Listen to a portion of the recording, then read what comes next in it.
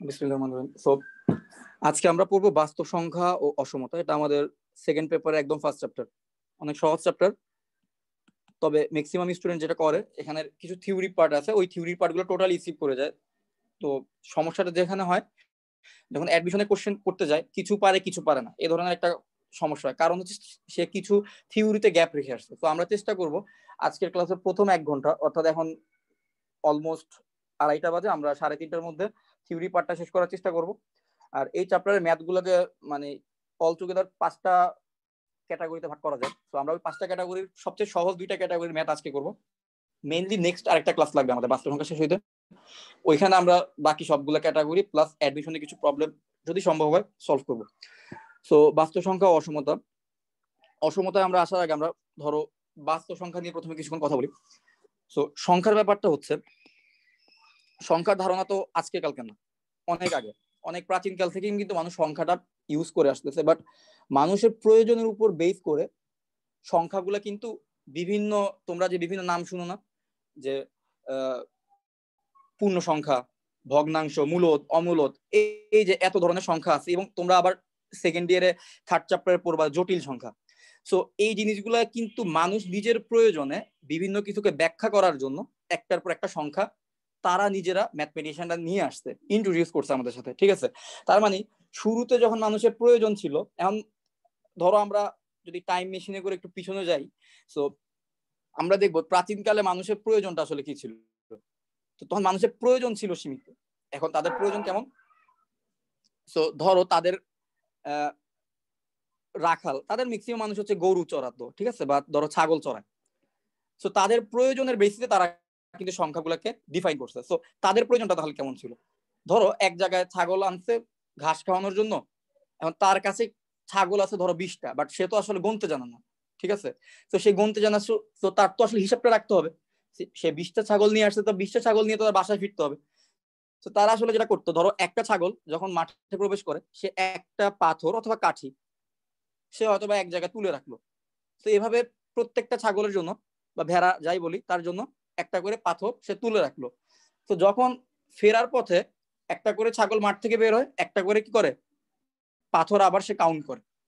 তো যখন দেখে পাথরের পরিমাণ, হ্যাঁ, ঢুকার সময় যে পরিমাণ পাথর আমি তুলছি, বের হওয়ার সময় একই পরিমাণ পাথর আমি বের করলাম, তার মানে কি আমার ছাগলের বা আমি যে জিনিস নিয়ে আসছি সবকিছু অক্ষত অবস্থায় আমি নিয়ে যাচ্ছি। তো তখন আমাদের আসলে প্রয়োজনের ভিত্তিতে প্রাচীনকালে আমাদের শুধুমাত্র স্বাভাবিক সংখ্যা ছিল। ঠিক আছে, তো স্বাভাবিক সংখ্যা, আমার মনে হয় তোমরা সবাই স্বাভাবিক সংখ্যার ব্যাপারটা জানো।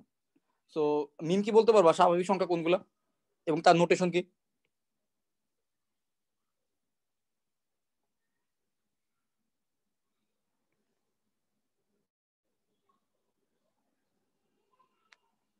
ওকে, এনিওয়ান, স্বাভাবিক সংখ্যা কোনটা? n n 1 2 3 ন্যাচারাল 4 নাম্বার ভাইয়া n। ওকে, এন, এন এর মধ্যে আসলে কারা থাকে? ভাইয়া 1 2 3 4 ডট ডট ডট 1 2 সব 3 4 ডট ডট, ধনাত্মক এইভাবে কিন্তু। সংখ্যা ও ঋণাত্মক জি। সংখ্যা সবগুলো। ঋণাত্মক সংখ্যা কি থাকবে এর মধ্যে? না ভাই, না ভাইয়া। না ভাইয়া, না কেউ ভাইয়া। না, কেউ একজন মনে ঋণাত্মকের কথা বলছো, যাই হোক ঋণাত্মক থাকবে না। তো তাদের প্রয়োজনটা ছিল তাদের ধনাত্মক সংখ্যা দিয়ে কিন্তু তাদের সব কাজ হয়ে যেত। ঠিক আছে, কারণ একটা ছাগল তো আসলে অর্ধেক ছাগল থাকতে পারে না, ঠিক না? তো 1.5 তাদের দরকার নাই, বুঝতে পারছো? তাদের কিন্তু ঋণাত্মক সংখ্যার কোনো দরকার হয় নাই। বাট সময়ের পরিক্রমায় আমাদের কিন্তু বিভিন্ন কিছু ইকুয়েশন সলভ করতে বা বিভিন্ন প্রয়োজনে তখন আমাদের কখনো ঋণাত্মক সংখ্যাও প্রয়োজন হয়েছে, কখনো একটা সময় আমাদের জিরোরও প্রয়োজন হয়েছে। ঠিক আছে, তখন আমাদের ঋণাত্মক সংখ্যাগুলোর কি প্রয়োজন হয়েছে, সো ঋণাত্মক সংখ্যাও আসছে। সো এইভাবে একটা সময় এভাবে এভাবে করে আস্তে আস্তে কি জিনিসটাকে ডেভেলপ করা হয়েছে, সংখ্যা পদ্ধতিটাকে ডেভেলপ করা হয়েছে, বাস্তব সংখ্যা জিনিসটাকে ডেভেলপ করা হয়েছে। ঠিক আছে, সো একটা টাইমে দেখা গেল যে ভগ্নাংশ ছাড়া আমি অনেক কিছুকে ব্যাখ্যা করতে পারতেছি না। তো ধরো তোমার বাবার কাছে কি বলবো, ধরো 10 টাকা ছিল, মরার আগে 10 টাকা, সে হচ্ছে তোমাদের ভাই হচ্ছে 3 জন, 3 ভাইয়ের মধ্যে ভাগ করে দিয়ে গেল সমানভাবে। তো এখন সমানভাবে তুমি 10 টাকাকে কিভাবে ভাগ করবা? তার মানে তোমার মধ্যে কি ভগ্নাংশের কনসেপ্টটা চলে আসলো না? তখন কিন্তু আমাদের ভগ্নাংশের কনসেপ্টও চলে আসলো, 3.33 এই জাতীয় কিছু একটা পার, মানে প্রত্যেকটা ভাই এই পরিমাণ টাকা পাবে। সো আমরা দেখতে পাচ্ছি যে আসলে আমাদের প্রয়োজনের ভিত্তিতেই কিন্তু সংখ্যাগুলোকে আমরা নিজেরা নিয়ে আসছি। আমরা এগুলাকে আনছি বিভিন্ন কিছুকে ব্যাখ্যা করার জন্য, ঠিক আছে? মানে আমার কাছে 2টা ছাগল আছে, আমি আরো 2টা ছাগল পাইলাম, টোটাল 4টা ছাগল হইছে। তাহলে এই জিনিসটাকে আমরা সংখ্যার মাধ্যমে ব্যাখ্যা করার জন্য আমরা বিভিন্ন সংখ্যা, বিভিন্ন অপারেটর, প্লাস মাইনাস, এগুলা কিন্তু নিয়ে আসছি। বোঝা গেছে আমার কথা? সো এইভাবে বিভিন্ন ধরনের সংখ্যা আছে, আমরা বেশি ইতিহাসে যাব না। তো আমরা জাস্ট সংখ্যার নোটেশন গুলো একটু জানবো এবং সংখ্যার পরিচয় গুলো একটু জানবো, কারণ এটা ইম্পর্টেন্ট, বিভিন্ন এমসিকিউতে চলে আসতে পারে, ঠিক আছে? তো আমরা একটু দেখি কি কি সংখ্যা হতে পারে আমাদের। একটা ছকে যদি করি আমার মনে হয় তোমাদের বুঝতে সুবিধা হবে। সো বাস্তব সংখ্যা, সবকিছুকে আমরা বলতেছি বাস্তব সংখ্যার মধ্যেই থাকবে সবাই। সো এই বাস্তব সংখ্যা 2 ধরনের হইতে পারে, একটা হতে পারে মূলদ, আর বাস্তব সংখ্যা নোটেশন হচ্ছে কিন্তু আর, ঠিক আছে? এটাকে রিয়েল নাম্বার বলা হয় ইংরেজিতে, এবং এটাকে আমরা নোটিফাই করি হচ্ছে আর দিয়ে। সো মূলদ সংখ্যা, বাস্তব সংখ্যা 2টা পার্ট, একটা হইতে পারে মূলদ হবে, আইদার সে মূলদ হবে যেটাকে আমরা নোটিফাই করব কিউ দিয়ে, অথবা সে অমূলদ হবে, এর বাইরে কিছু হইতে পারে না। এরপরে মূলদ আবার কয় ধরনের হইতে পারে, অমূলদ কয় ধরনের, এগুলো নিয়ে আমরা পরে কথা বলবো। সো অমূলদ হবে, অমূলদকে আমরা কিউ প্রাইম বা কিউ সি দিয়ে প্রকাশ করতে পারি, ঠিক আছে? সো এখন মূলদ সংখ্যা আসলে কয় ধরনের হইতে পারে? মূলদ মানে হচ্ছে হয় সে ভগ্নাংশ হবে, অথবা সে পূর্ণ সংখ্যা হবে, ঠিক আছে? এই 2 ক্যাটাগরির মূলদ সংখ্যা পসিবল। আমার মনে হয় আমি কিছু এক্সাম্পলও অ্যাড করতে পারি এর সাথে, তাহলে তোমাদের বুঝতে সুবিধা হবে। সো মূলদ সংখ্যার মধ্যে সবাই আছে, ধরলাম -3, 1.2, -2, আবার 0, হাফ, 100, মানে ভগ্নাংশ, দশমিক, নেগেটিভ, পজিটিভ সবাই আছে মূলদ সংখ্যার মধ্যে। আর অমূলদ সংখ্যার মধ্যে কিছু স্পেশাল টাইপের সংখ্যা আছে, ঠিক আছে? যেমন হচ্ছে পাই একটা অমূলদ সংখ্যা, একটা অমূলদ সংখ্যা, √2 একটা অমূলদ সংখ্যা, √3 একটা অমূলদ সংখ্যা, ঠিক আছে? তারা কোন বৈশিষ্ট্যের কারণে অমূলদ সংখ্যা হয়েছে সেখানে আমি যাচ্ছি, সেখানে আমি পরে নক করব। আমি আগে এই টোটাল ধারণাটা দিয়ে নিই। সো ভগ্নাংশের মধ্যে কারা হইতে পারে? সো মূলদের মধ্যে আবার এই 2টা ক্যাটাগরি করতে পারি, ভগ্নাংশ। সো আমরা সবাই বুঝি ভগ্নাংশ কারা। সো ভগ্নাংশের মধ্যে আমি এভাবে দিতে পারি, 3/2 একটা ভগ্নাংশ হতে পারে, হাফ একটা ভগ্নাংশ হতে পারে, এইভাবে ভগ্নাংশগুলো থাকতে পারে। আর পূর্ণ সংখ্যার মধ্যে -ইনফিনিটি থেকে +ইনফিনিটি পর্যন্ত, এভাবে যে কোনো পূর্ণ সংখ্যা আমাদের এর মধ্যে থাকবে। সো পূর্ণ সংখ্যাকে নোটিফাই করার একটা নোটেশন আছে, সেটা হচ্ছে জেড। আমরা জেড দিয়ে পূর্ণ সংখ্যাকে বুঝাই, ঠিক আছে?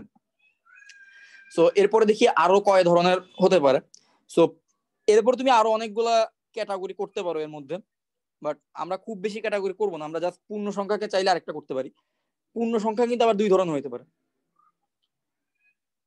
একটা বলতে পারি আমরা, কি বলতে পারো তোমরা, পূর্ণ সংখ্যার মধ্যে ঋণাত্মক আছে, ধনাত্মক আছে, তাই না? তার আমরা বলতে পারি ঋণাত্মক বলতে পারি একটা। আরেকটাকে একটা কাজ করি, আমরা ধনাত্মক না বলে আমরা বলি অঋণাত্মক বলি, অঋণাত্মক। সো যাদেরকে আমরা বলতেছি ঋণাত্মক, তাদের মধ্যে সব নেগেটিভ নাম্বার গুলো থাকবে। পূর্ণ সংখ্যার মধ্যে যারা নেগেটিভ তারা থাকবে।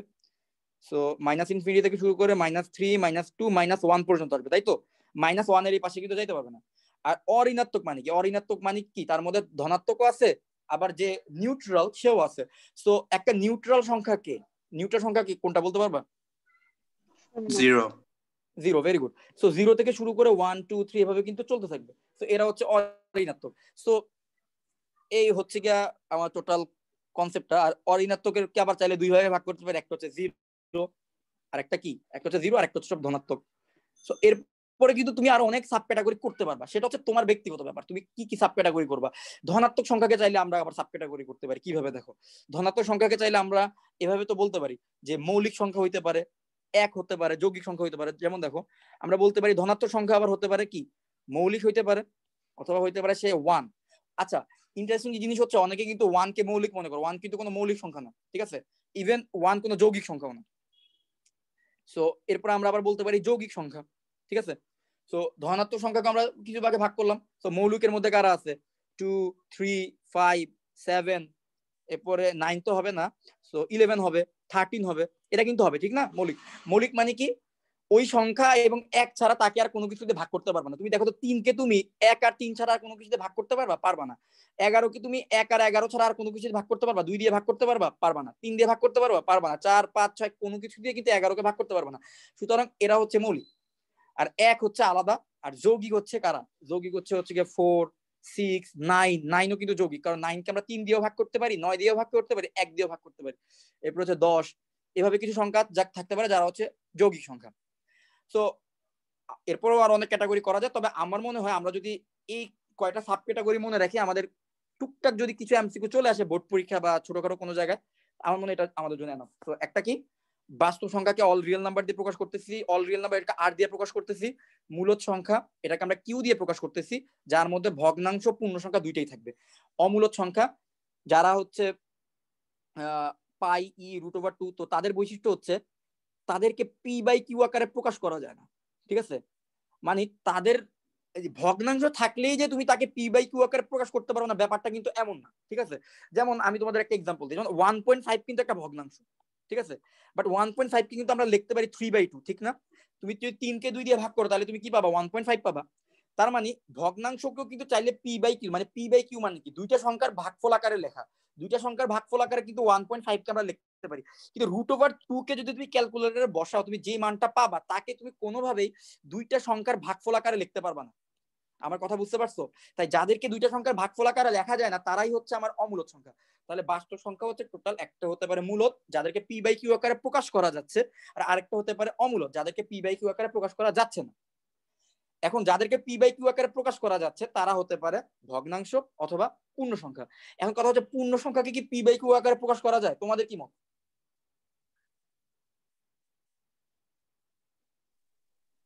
জি ভাইয়া। যেমন ধরো আমি বলতে পারি একটা পূর্ণ সংখ্যা 20, সো 20 কে তো চাইলে আমি এভাবে লিখতে পারি 40/2 লিখতে পারি, তাই না? 40/2, এটা মানে তো 20, তার মানে কি আমি পি বাই কিউ আকারে প্রকাশ করতে পারছি। সো এই ছিল কনসেপ্ট। সো পূর্ণ সংখ্যাকেও পি বাই কিউ আকারে প্রকাশ করা যায়। পূর্ণ সংখ্যার নোটেশনটা কি মনে রাখবে? এটা হচ্ছে জেড, এরপরে ঋণাত্মক, অঋণাত্মক, অঋণাত্মকের মধ্যে 0 আর ধনাত্মক আছে, ধনাত্মকের মধ্যে মৌলিক 1 আর যৌগিক আছে। সো আমরা সংখ্যা রিলেটেড প্রাথমিক আইডিয়াটুকু পাইছি। সো এখান থেকে এবার এমসিকিউ কি ধরনের আসতে পারে চলো একটা আইডিয়া দিই। তোমরা সাবসেটের আইডিয়াটা জানো? সাবসেটের আইডিয়া। সো আমি যদি বলি যে আচ্ছা, সাবসেটের আইডিয়াটা বোঝার জন্য, যেমন ধরো আমি থাকি হচ্ছে বনশ্রীতে, ঠিক আছে? তো বনশ্রী বেসিক্যালি কিসের আন্ডারে আছে? ঢাকা উত্তর না ঢাকা দক্ষিণ? ধরে নিলাম ঢাকা উত্তরের আন্ডারে আছে। আবার ঢাকা উত্তর সিটি কর্পোরেশন ঢাকা বিভাগের মধ্যে আছে। ঢাকা বিভাগ বাংলাদেশের একটা পার্ট। তাহলে এইভাবে যদি আমি করি, আমি সরি, ওকে, হ্যাঁ এবার মনে ঠিক আছে। সো আমি কি বলতে পারি? বাংলাদেশ তো সবচেয়ে বড়, তাহলে এটাকে সবার ডানে রাখি। সো বাংলাদেশের সাবসেট হচ্ছে আমার ঢাকা, ঢাকার সাবসেট হচ্ছে ঢাকা উত্তর, আর ঢাকার উত্তরের সাবসেট কে? বনশ্রী। সো এই কনসেপ্টটা যদি তোমরা বুঝো, তোমরা তো কিন্তু এখন এখান থেকে যে এমসিকিউটা মাঝে মাঝে আসে সেটা তোমরা পারবা। তো আমি এখানে কিছু নাম্বার বলবো, যে ধরো এন আর জেড, যাকে জিজ্ঞেস করবো সেই বলবা। তার আগে বলো এই পর্যন্ত বুঝছো কিনা, কারণ এখন আমি কোশ্চেন জিজ্ঞেস করবো। সো এই পর্যন্ত যদি সবাই বুঝে থাকো তাহলে কিন্তু আমাকে, আমি যাকে না ভাই, কোশ্চেন আবার করবো, একটু বলেন। বুঝো নাই? সো এখানে সাবসেটের একটা কনসেপ্ট আমি বললাম, যে যেমন দেখো দেখো বনশ্রী ঢাকার একটা, ঢাকা উত্তর সিটি কর্পোরেশনের একটা এলাকা, ঠিক আছে? তাহলে বনশ্রী কি ঢাকা উত্তর সিটি কর্পোরেশন আন্ডারে আছে, তাহলে এটাকে আমরা বলি Banasree is a subset of Dhaka Uttar city corporation, এটা বলতে পারবো। আবার ঢাকা উত্তর সিটি কর্পোরেশন কি ঢাকার অংশ না, ঢাকা বিভাগের অংশ না, তাহলে আমি বলতে পারবো Dhaka Uttar city corporation is a subset of Dhaka বিভাগ। আর ঢাকা কি বাংলাদেশের একটা পার্ট, তাহলে Dhaka is a subset of Bangladesh. এভাবে বলতে পারি, এটা জাস্ট বোঝানোর জন্য একটা এক্সাম্পল দিলাম। এখন এই পর্যন্ত ক্লিয়ার কিনা সবাই বলো? সো আমরা একটা সহজ এমসিকিউ নিয়ে একটু আলোচনা করতে পারি এখান থেকে। এই পর্যন্ত বুঝতে পারতো সবাই? জি ভাইয়া। জি ভাইয়া। ওকে, সো এখন অঙ্কন কি বলতে পারবা? এন আর জেড এর মধ্যে কে কার সাবসেট হবে?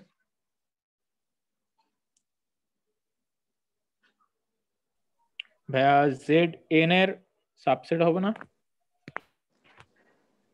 জেড এন এর সাবসেট মানে হচ্ছে জেড হচ্ছে এন এর মধ্যে পড়ে। তুমি বাকিটা কি একমত তার সাথে? না ভাইয়া, না, উল্টাটা হবে। ভেরি গুড, উল্টাটা হবে। উল্টাটা হবে। অঙ্কনের অ্যান্সারটা ভুল। এন হচ্ছে জেড এর সাবসেট। কারণ হচ্ছে দেখো এন এর মধ্যে কারা আছে, এন এর মধ্যে শুধুমাত্র 1 2 3 4 এভাবে করে পূর্ণ সংখ্যাগুলো আছে। জেড এর মধ্যে তো সবাই আছে, নেগেটিভও আছে পজিটিভ আছে, -1 -2 শুরু করে আবার 0 আছে 1 আছে 2 আছে এভাবে করে কিন্তু ইনফিনিটি পর্যন্ত সবাই আছে। তার মানে কি কে বড় আর কে ছোট? এন হচ্ছে গিয়ে ছোট, এন হচ্ছে জেড এর একটা পার্ট, ঠিক না? জেড এর মাঝখান থেকে আমি চাইলে এন কে আলাদা করতে পারি, কিন্তু এন এর মাঝখান থেকে আমি জেড কে নিয়ে আসতে পারবো না, ঠিক আছে? তাহলে N is a subset of Z. আচ্ছা এখন বলো তো, আচ্ছা এখানে একটা কথা বলে দিই, এন যদি N is a subset of Z যদি হয়, এখানে এই জিনিসটাকে আবার ঘুরে এভাবে বলা যায়, জেড ইজ এ সুপারসেট। তোমরা সুপারসেটের কনসেপ্ট হয়তো জানো না, আমি যেটা বলে রাখলাম, সুপারসেট অফ এন। এন যদি জেড এর সাবসেট হয় তাহলে জেড এন এর কি হবে? সুপারসেট হবে। তুমি যদি তুমি যদি ক একটা মানুষের ধরো ভাগিনা হও, ঠিক আছে, ধরো খ হচ্ছে ক এর ভাগিনা, তাহলে ক কি খ এর মামা হবে। তো ওইরকম আর কি। তো এন যদি জেড এর সাবসেট হয় তাহলে জেড হচ্ছে এন এর সুপারসেট হবে, ঠিক আছে? আচ্ছা গেল। এখন তোমরা আমাকে বলো,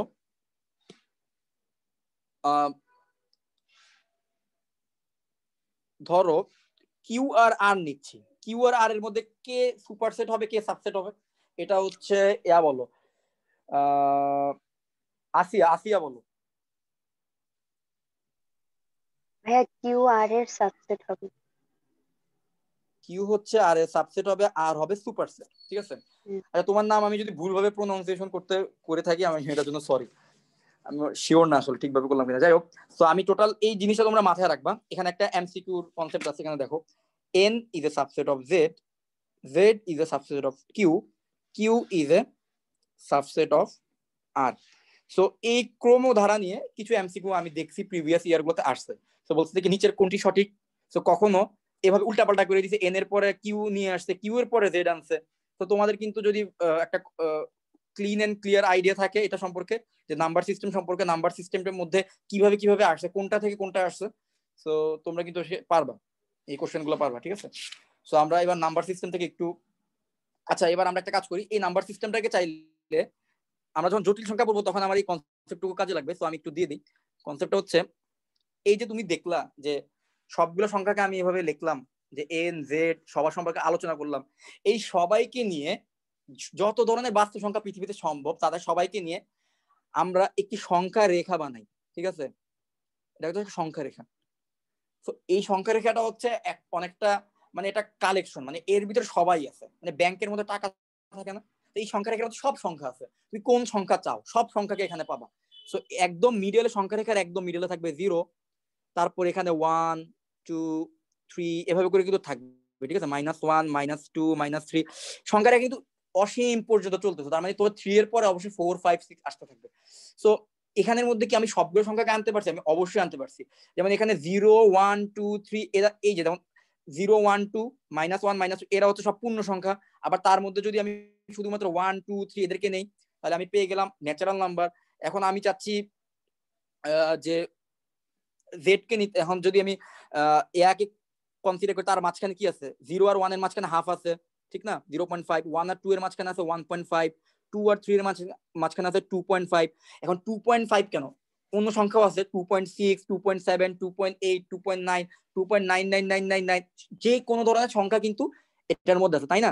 তুমি এখান থেকে সব ধরনের সংখ্যাকে তুমি পাবা। তার মানে মূলদ অমূলদ ভগ্নাংশ সব সংখ্যাকে তুমি পাবা। কিন্তু জটিল সংখ্যা চ্যাপ্টারে গিয়ে আমরা দেখাবো যে এই সংখ্যাটাই কিন্তু সাফিসিয়েন্ট হচ্ছে না, আমাদের সবকিছুকে ব্যাখ্যা করার জন্য এই সংখ্যা রেখাটা সাফিসিয়েন্ট হচ্ছে না। তখন এই সংখ্যা রেখাটাকে আমরা আবার একটু এক্সটেন্ড করব, ঠিক আছে? আপাতত তোমরা মাথায় রাখো যে বাস্তব সংখ্যার জন্য এরকম একটা সংখ্যা রেখাই এনাফ, বাস্তব সংখ্যা সবাইকে রিপ্রেজেন্ট করার জন্য। সো এই সংখ্যা রেখার মধ্যে আমি সবাইকে নিয়ে আসলাম, সবাইকে রিপ্রেজেন্ট করলাম, ঠিক আছে? সো এখন আমরা আরেকটু থিওরি সম্পর্কে পড়ালেখা করব। তো আমি আগেই বলতেছি যে থিওরি আমাদেরকে, আমি টোটালি থিওরিটাকে বাদ দিয়ে যাব না, আমি এখানে কিছু থিওরি অবশ্যই পড়াবো, ঠিক আছে? থিওরিটা পড়তে হবে কারণ আমরা নাহলে কোশ্চেন সলভ করতে পারবো না অ্যাডমিশনের। সো থিওরি কারো কাছে যদি বোরিং লাগে তো তোমাকে কিন্তু কোপ করে নিতে হবে এই সিস্টেমের সাথে। আমরা প্রবলেম যেমন প্র্যাকটিস করবো তার আগে থিওরিও কিন্তু পড়ে নিব। তো আমরা একটা কাজ করি, আমরা বাস্তব সংখ্যার কিছু স্বীকার্য আছে সেই স্বীকার্যগুলোকে একটু ছক করে দেখাই যাতে তোমাদের জন্য বুঝতে সুবিধা হয় এবং তোমাদের নোট করতেও যেন সুবিধা হয়, ঠিক আছে? তো তোমরা অবশ্যই যারা যারা ক্লাস করতে তো ক্লাসগুলো নোট করবা। এখন যদি তাড়াহুড়ার মধ্যে ভালোভাবে করতে নাও পারো, ভিডিও তো দিয়ে দিব, ভিডিও দেখে পরে হলেও করবা।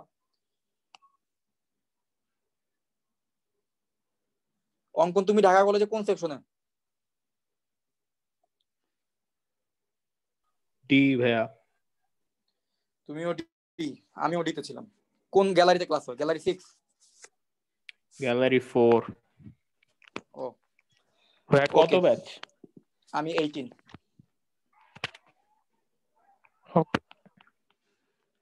সো প্রথম স্বীকার্য আসি। সো প্রথমটাকে বলতেছি আমরা আবদ্ধতা বিধি, ঠিক আছে? এটাকে বলা হয় ইংরেজিতে বলে ক্লোজার ল। সো ক্লোজার ল বা আবদ্ধতা বিধি। সো এখন এটা থেকে কি বুঝাচ্ছি আমি সেখানে যাব এখন। সো প্রথমে একটা জিনিস দেখো, ধরো যে কোনো দুটা বাস্তব সংখ্যা আমি যদি নেই, ঠিক আছে? ধরো এ একটা বাস্তব সংখ্যা, বি একটা বাস্তব সংখ্যা। এখন তোমাদের কমন সেন্স কি বলে যদি এই দুইটা বাস্তব সংখ্যা থেকে এই দুইটা বাস্তব সংখ্যাকে যোগ করা হয় তাহলে আমি নতুন একটা বাস্তব সংখ্যা পাবো কিনা? যেমন ধরো 2 আর 5কে যদি 2 একটা বাস্তব সংখ্যা, 5ও একটা বাস্তব সংখ্যা, এখন 2 আর 5কে যদি যোগ করো পাবা 7। এখন 7 কি একটা বাস্তব সংখ্যা হবে?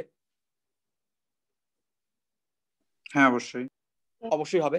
তাহলে ক্লোজার লতে যেটা বলা হয়েছে যে তুমি যদি দুইটা বাস্তব সংখ্যা নাও তাহলে সেই দুইটা বাস্তব সংখ্যার যোগফলও কি হবে? যোগফলও একটা বাস্তব সংখ্যা হবে। সবাই কিন্তু এই জিনিসটা মানে না, এই শর্তটা মানে না, তাই আমি বলতেছি এটা শুধুমাত্র বাস্তব সংখ্যা মানতেছে। তুমি ক্লোজার ল দেখবা তুমি অনেক সংখ্যায় মানবে না। তো সেখানে আমরা পরে আসছি, আমরা আগে বাস্তব সংখ্যায় আসি। তো এটাকে বলা হয় যোগের আবদ্ধতা বিধি। তো আবদ্ধতা কয় ধরনের হইতে পারে? একটা হইতে পারে যোগের আর একটা হইতে পারে গুণের, ঠিক আছে? তো আমরা দেখতে পাইলাম যে যোগের আবদ্ধতা কে মানতেছে? বাস্তব সংখ্যা মানতেছে যোগের আবদ্ধতা। আবদ্ধতা হইতে পারে ক্লোজার ল, হইতে পারে যোগের, হতে পারে গুণের। সো যে কোনো দুইটা বাস্তব সংখ্যা যদি নেই তাদের যোগফল কি হবে? বাস্তব সংখ্যা হবে।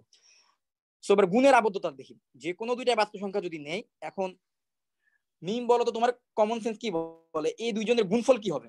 বাস্তব সংখ্যা হবে না অবাস্তব কিছু আসবে? বাস্তব সংখ্যা হবে। Very good. সো আমরা যদি দুইটা বাস্তব সংখ্যা নেই তাদের গুণ করলে আমরা আলটিমেট একটা বাস্তব সংখ্যাই পাবো। সো আমরা দুইটা এক্সাম্পল এখানে লিখে দিতে পারি। সো ধরো আমি 2 আর 3 নিলাম। সো 2 আর 3 কে যোগ করলে 2 আর 3 কে যোগ করলে 5 পাবো। 5ও কিন্তু একটা রিয়েল নাম্বারের একটা অংশ। এখন আমি ধরো 2 আর 3 নিলাম, 2 আর 3 কে গুণ করলে 6 পাচ্ছি, 6ও কিন্তু রিয়েল নাম্বারেরই অংশ। সো এটা হচ্ছে গুণের আবদ্ধতা বিধি, ঠিক আছে? সেকেন্ড স্বীকার্য, জটিল আমাদের বাস্তব সংখ্যা সহ 7টা স্বীকার্য আছে। সেকেন্ডটা হচ্ছে বিনিময় বিধি, ঠিক আছে? বিনিময় বিধি। সো বিনিময় বিধি বা কমিউটেটিভ ল তোমরা একটু দেখে নিও ইংলিশ স্পেলিংটা। সো বিনিময় বিধি হতে পারে যোগের জন্য আর গুণের জন্য হতে পারে, ঠিক আছে? সো যোগের জন্য যে বিনিময় বিধি আছে সেটা আমরা একটু দেখি। যে এখানে বলা হইতেছে যে এ আর বি যদি কোনো একটা বাস্তব সংখ্যা হয়, ওরা বলতে চাচ্ছে, বিনিময় বিধি বলতে চাচ্ছে আমাদেরকে এ প্লাস বি আর বি প্লাস এ সেম হবে, ঠিক আছে? তো তোমরা দেখো এটা কিন্তু খুবই ইজি ভাবে বোঝা যায় যে তুমি যদি 2 আর 3 কে যোগ করো, 3 আর 2 কে যোগ করো, এটা কি অর্ডার কোনো ম্যাটার করে? ম্যাটার করে না, এটা তো সেমই আসবে, তাই না? তাহলে 2 আর 3 কে যোগ করলে আর 3 আর 2 কে যোগ করলে কিন্তু একই আসবে। তাহলে দুইটা তার মানে কি যে কোনো বাস্তব সংখ্যা বিনিময় বিধি মানতেছে, তার মানে তুমি বিনিময় এক্সচেঞ্জ করতে পারবে, এর জায়গায় বি কে আনতে পারবে, বি এর জায়গায় এ কে আনতে পারবে। সবার ক্ষেত্রে কিন্তু এই বিনিময় বিধি খাটবে না। যেমন আমরা গুণের ক্ষেত্রে কিন্তু আমরা দেখবো গুণের ক্ষেত্রে কাদের খাটে না। তো এটা আমরা যোগেরটা দেখলাম বিনিময় বিধি। সো এখন আমরা দেখি গুণের জন্য, ঠিক আছে? সো এ আর বি যদি রিয়েল নাম্বার হয়, সো এখানে বলা হচ্ছে এ বি করা যে কথা, ভাই তুমি বি এ করো একই অ্যান্সারই পাবা। তো 2 আর 3 কে যোগ করা আর 3 আর 2 কে যোগ করো যেমন একই কথা, 2 আর 3 কে গুণ করা আর 3 আর 2 কে গুণ করা কিন্তু একই কথা, ঠিক না? এটা গুণের জন্য। আচ্ছা তোমরা বলো, তোমরা ম্যাট্রিক্স পড়ছিলা? ম্যাট্রিক্স? জি ভাইয়া। আচ্ছা বলো তো ম্যাট্রিক্স কি গুণের ক্ষেত্রে বিনিময় বিধি মানে? এ বি ম্যাট্রিক্স যে কথা, বি এ ম্যাট্রিক্স কি একই কথা হয়? না ভাইয়া মানে না। Very good. সো তার মানে এই জন্য আর কি আমাদের এই বিধিগুলো জানা লাগে, কারণ কি সবাই তো একই প্রপার্টি হোল্ড করে না। তো যারা হোল্ড করে তাদেরকে আমরা চিনবো না যে কারা কারা এই জিনিসটা মানতেছে। তো বিনিময় বিধি মানতেছে রিয়েল নাম্বার, যে কোনো দুইটা রিয়েল নাম্বারকে তুমি যে অর্ডারে গুণ করো, আগে তিনকে আনো আর পরে তিনকে নাও, কোনো ম্যাটার করে না, ঠিক আছে। তো গুণের বিনিময় বিধি মানবে। এরপরে তো সংযোগ বিধি। সংযোগ বিধি, সংযোগ বিধিতে কি বলতেছে যে ধরো যোগের ক্ষেত্রে আসি প্রথমে।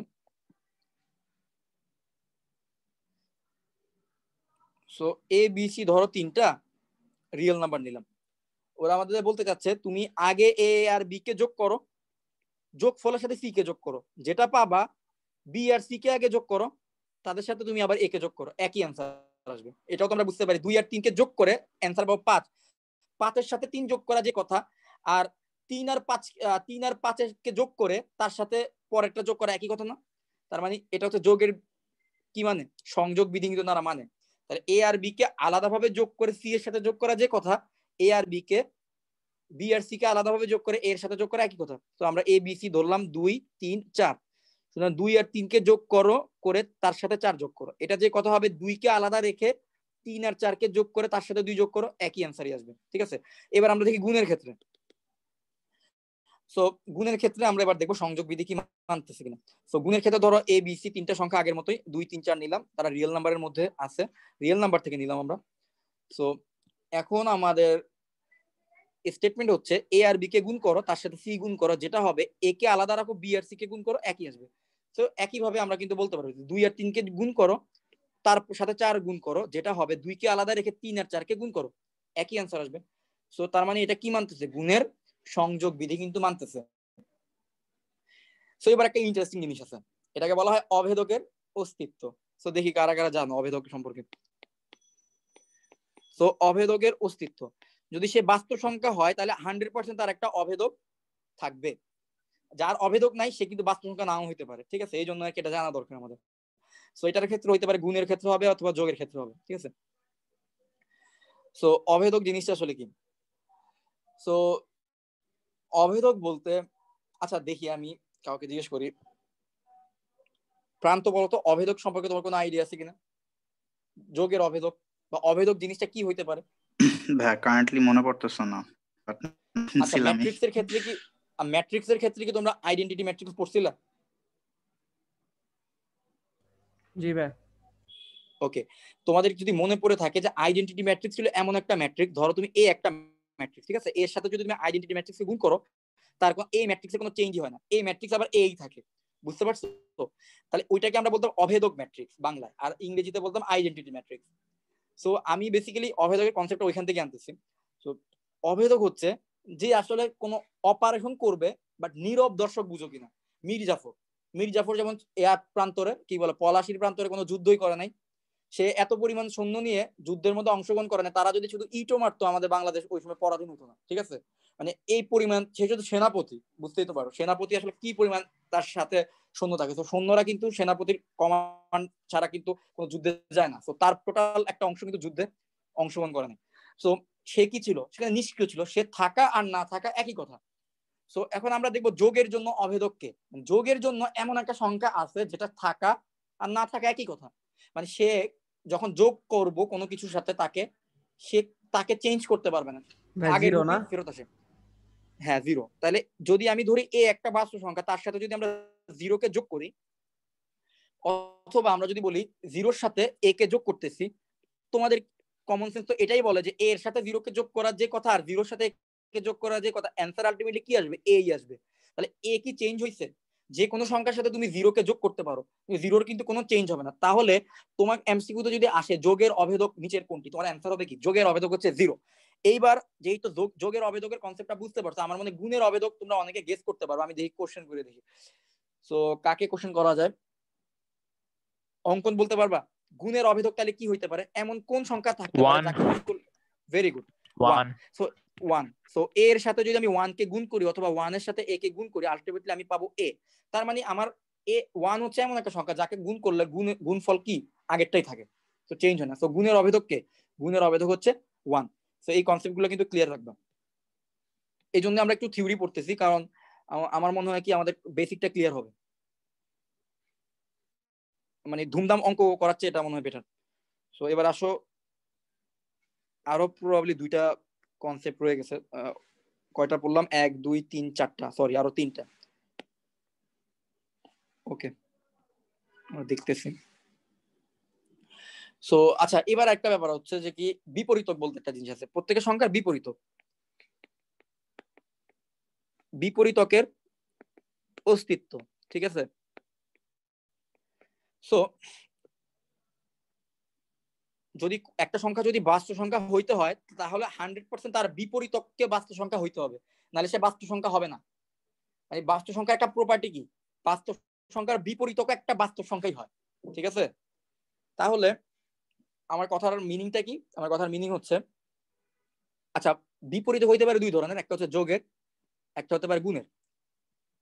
ধরো এ একটা বাস্তব সংখ্যা, তাহলে যোগাত্মক বিপরীত, এর যোগাত্মক বিপরীতটা কি হবে বলতে পারবা? Minus -a। Very good. So এর যোগাত্মক বিপরীত হচ্ছে মাইনাস এ। তাহলে এ যদি একটা বাস্তব সংখ্যা হয় তাহলে মাইনাস এও কি একটা বাস্তব সংখ্যা হবে। এটাই যোগ মানে বিপরীতকের অস্তিত্ব পাওয়া গেল। তার মানে আমি যদি বলি 2 একটা বাস্তব সংখ্যা, মানে 2 তো রিয়েল নাম্বারের মধ্যে বিলং করে, কারণ 2 রিয়েল নাম্বারের একটা পার্ট, তাহলে কি হবে -2 কেও একটা রিয়েল নাম্বার হতে হবে। তাহলে -2 কি হবে, একটা রিয়েল নাম্বার হবে। আচ্ছা এখন দেখি তোমরা গুণাত্মক বিপরীতটা ধরতে পারো কিনা। তো গুণাত্মক বিপরীতক বলতে কি হবে, যদি এ একটি সংখ্যা বাস্তব সংখ্যা হয় তাহলে তার গুণাত্মক বিপরীত কোনটা হবে? A inverse। A inverse. তো এ যদি রিয়েল নাম্বার থেকে একটা সংখ্যা হয় তাহলে তার গুণাত্মক বিপরীত হবে 1/a বা এ ইনভার্স, তাই তো? তাহলে 2 যদি বাস্তব সংখ্যা হয় তাহলে হাফ কত হবে, হাফও বাস্তব সংখ্যা হবে। তো আমরা বিপরীতকের অস্তিত্ব ব্যাপারটাও বুঝলাম।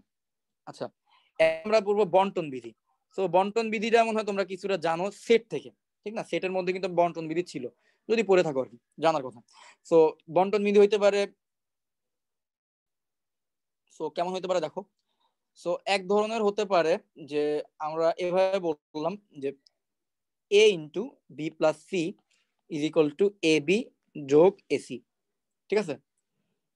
সো এখানে বলা হচ্ছে যে a into B plus C is equal to A B যোগ এসি, এই জাতীয় ভাবে যদি লেখা, যেমন ধরো আমি এ বি সি কে নিলাম 2 3 4, তাহলে আমি কি 2 ইন্টু 3 প্লাস 4 করলে যে অ্যান্সার পাবো, আলাদাভাবে 2 ইন্টু 3 যোগ আলাদাভাবে 2 ইন্টু 4 করলে একই অ্যান্সার পাবো কিনা? আমি অবশ্যই একই অ্যান্সার পাবো। যদি এটা সত্য হয় তাহলে কি বলতে পারবো যে এরা বন্টন বিধি মেনে চলতেছে, ঠিক আছে। তো এটা ছিল আমাদের বন্টন বিধি। সো এবার আসো সবার লাস্ট ছিল অনন্যতা।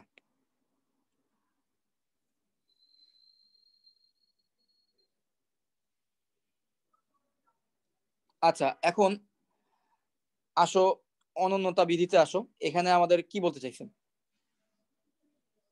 এখানে বলতে চাইছে যে এ বি সি ডি এরা ধরো রিয়েল নাম্বার থেকে আমরা 4টা সংখ্যা নিলাম। এখন আমি বলে দিলাম এ আর বি হচ্ছে সমান, এটা হচ্ছে আমার কন্ডিশন। এখন আমি বললাম যে এ এর সাথে সি কে যোগ করো, ঠিক আছে, আর বি এর সাথে ডি কে যোগ করো, এবং আমি বলতেছি যে এ এর সাথে সি কে যোগ করার পরে যেই অ্যান্সার আসছে বি এর সাথে ডি কে যোগ করার পরে একই অ্যান্সার আসছে। তো এইটা থেকে আমার কনক্লুশন কি আসবে, আমার কনক্লুশন আসবে সি আর ডি সমান। সো এটার সাথে অনন্যতার কনসেপ্টটা কি আমি এটাকে বোঝানোর চেষ্টা করি, ভালোভাবে খেয়াল করো। সো বেসিক্যালি তুমি বলতেছো এ আর বি সমান, ধরলাম আমি এই যেগুলো 2 ধরলাম। আচ্ছা এ আর বি সমান তার মানে কি 2 আর 2 সমান, ঠিক আছে। এখন তুমি বলতেছো আমি 2 এর সাথে একটা সংখ্যাকে যোগ করছি, ধরো 2 এর সাথে আমি কি সি কে যোগ করছি, আবার বলতেছো ওই 2 এর সাথে আমি কাকে যোগ করছি, ডি কে যোগ করছি, ঠিক আছে। তাহলে আবার তুমি বলছো তারা দুইজনও সমান। দুইটা তুমি আমাকে বলো তারা দুইজন যদি সমান হয়, 2 আর 2 যদি সমান হয়, তাহলে 2 এর সাথে যদি তুমি লেফট হ্যান্ড সাইডে যদি 2 এর সাথে ভিন্ন একটা সংখ্যা যোগ করো, ধরো 3 যোগ করলা, আর রাইট হ্যান্ড সাইডে যদি 2 এর সাথে আরেকটা ডিফারেন্ট সংখ্যা যোগ করো, ধরো 4 যোগ করলা, তাহলে বলতো 2 প্লাস 3 আর 2 প্লাস 4 কি সমান হবে? সমান হবে না ভাই, সমান কিন্তু হবে না। কিন্তু আমি যদি বলে দেই যে 2 প্লাস সি আর 2 প্লাস ডি যোগ করলে সমান হচ্ছে, তার মানে 100% এটা শিওর যে সি আর ডি ভিন্ন কোনো সংখ্যা না, ঠিক আছে। তাহলে আমি এমন একটা সংখ্যাই যোগ করছি যে সংখ্যাটা আসলে একই সংখ্যা। তার মানে আমি যদি 2 এর সাথে 2 যোগ করি তাইলে কিন্তু left hand side right hand side মিল থাকে, তাই না? আমি যদি এখানে 2 এর সাথে 2 আবার এখানেও একই সংখ্যায় আমাকে যোগ করতে হবে, এটাই বলতে চাচ্ছে যে যদি ইকুয়েশনকে ঠিক রাখতে চাও তাহলে তোমাকে কি করতে হবে, একই সংখ্যাই যোগ করতে হবে, তাইলে ইকুয়েশন ঠিক থাকবে। এটা হচ্ছে বাস্তব সংখ্যার অনন্যতা। তুমি ডিফারেন্ট সংখ্যা যোগ করবা, তুমি লেফট হ্যান্ড সাইডে তোমার আছে এক্স, রাইট হ্যান্ড সাইডে তোমার আছে ওয়াই, তুমি এক্স এর সাথে 2 যোগ করবা আর ওয়াই এর সাথে যোগ করবা 5, না তাহলে তুমি ইকুয়েশন ভ্যালিড হবে না, ইকুয়েশন কিন্তু ইনভ্যালিড হয়ে যাবে। ঠিক আছে, যোগ করলে একই জিনিস যোগ করবে, অনন্যতা মানে একই জিনিস। ঠিক আছে, একের বেশি কিছু ডিফারেন্ট কিছু করা যাবে না। ঠিক আছে, এটা ছিল অনন্যতা, অনন্যতা বিধি। তো আমরা বিধিগুলো একটু জানলাম। তো এখন দেখি, আচ্ছা এবারে কিছু ইন্টারেস্টিং কোশ্চেন দেখি। আচ্ছা এখানে কিছু বিধি আছে, এবার আমরা একটা কাজ করি, আমরা তো বাস্তব সংখ্যা সম্পর্কে বিধিগুলো জানলাম। ঠিক আছে, তোমাদের রেসপন্সটা কি দেখি, তোমরা সবগুলা বিধি বুঝতে পারছো কিনা বলো তো। বুঝতে পারলে এখন আমরা এখান থেকে কিছু কোশ্চেন বের করবো। বাস্তব সংখ্যার উপসেট আছে না, ও সাবসেট, সাবসেট কারা? ন্যাচারাল নাম্বার আছে, জেড আছে, কিউ আছে। সো এই বিধিগুলো আমি যে কাউকে বিভিন্ন উপসেটের উপর বলবো যে এই উপসেট কি এই বিধিটা মানবে কিনা, বাস্তব সংখ্যা তো মানে, এখন তার উপসেট মানে কিনা এটা জিজ্ঞেস করবো। সো তোমরা যদি এইটা বুঝে থাকো তাহলে হয়তো বা পারবা। এখন আমার কোশ্চেন হচ্ছে তোমরা বুঝছো কিনা এখন পর্যন্ত যা যা বুঝাইলাম বিধিগুলো।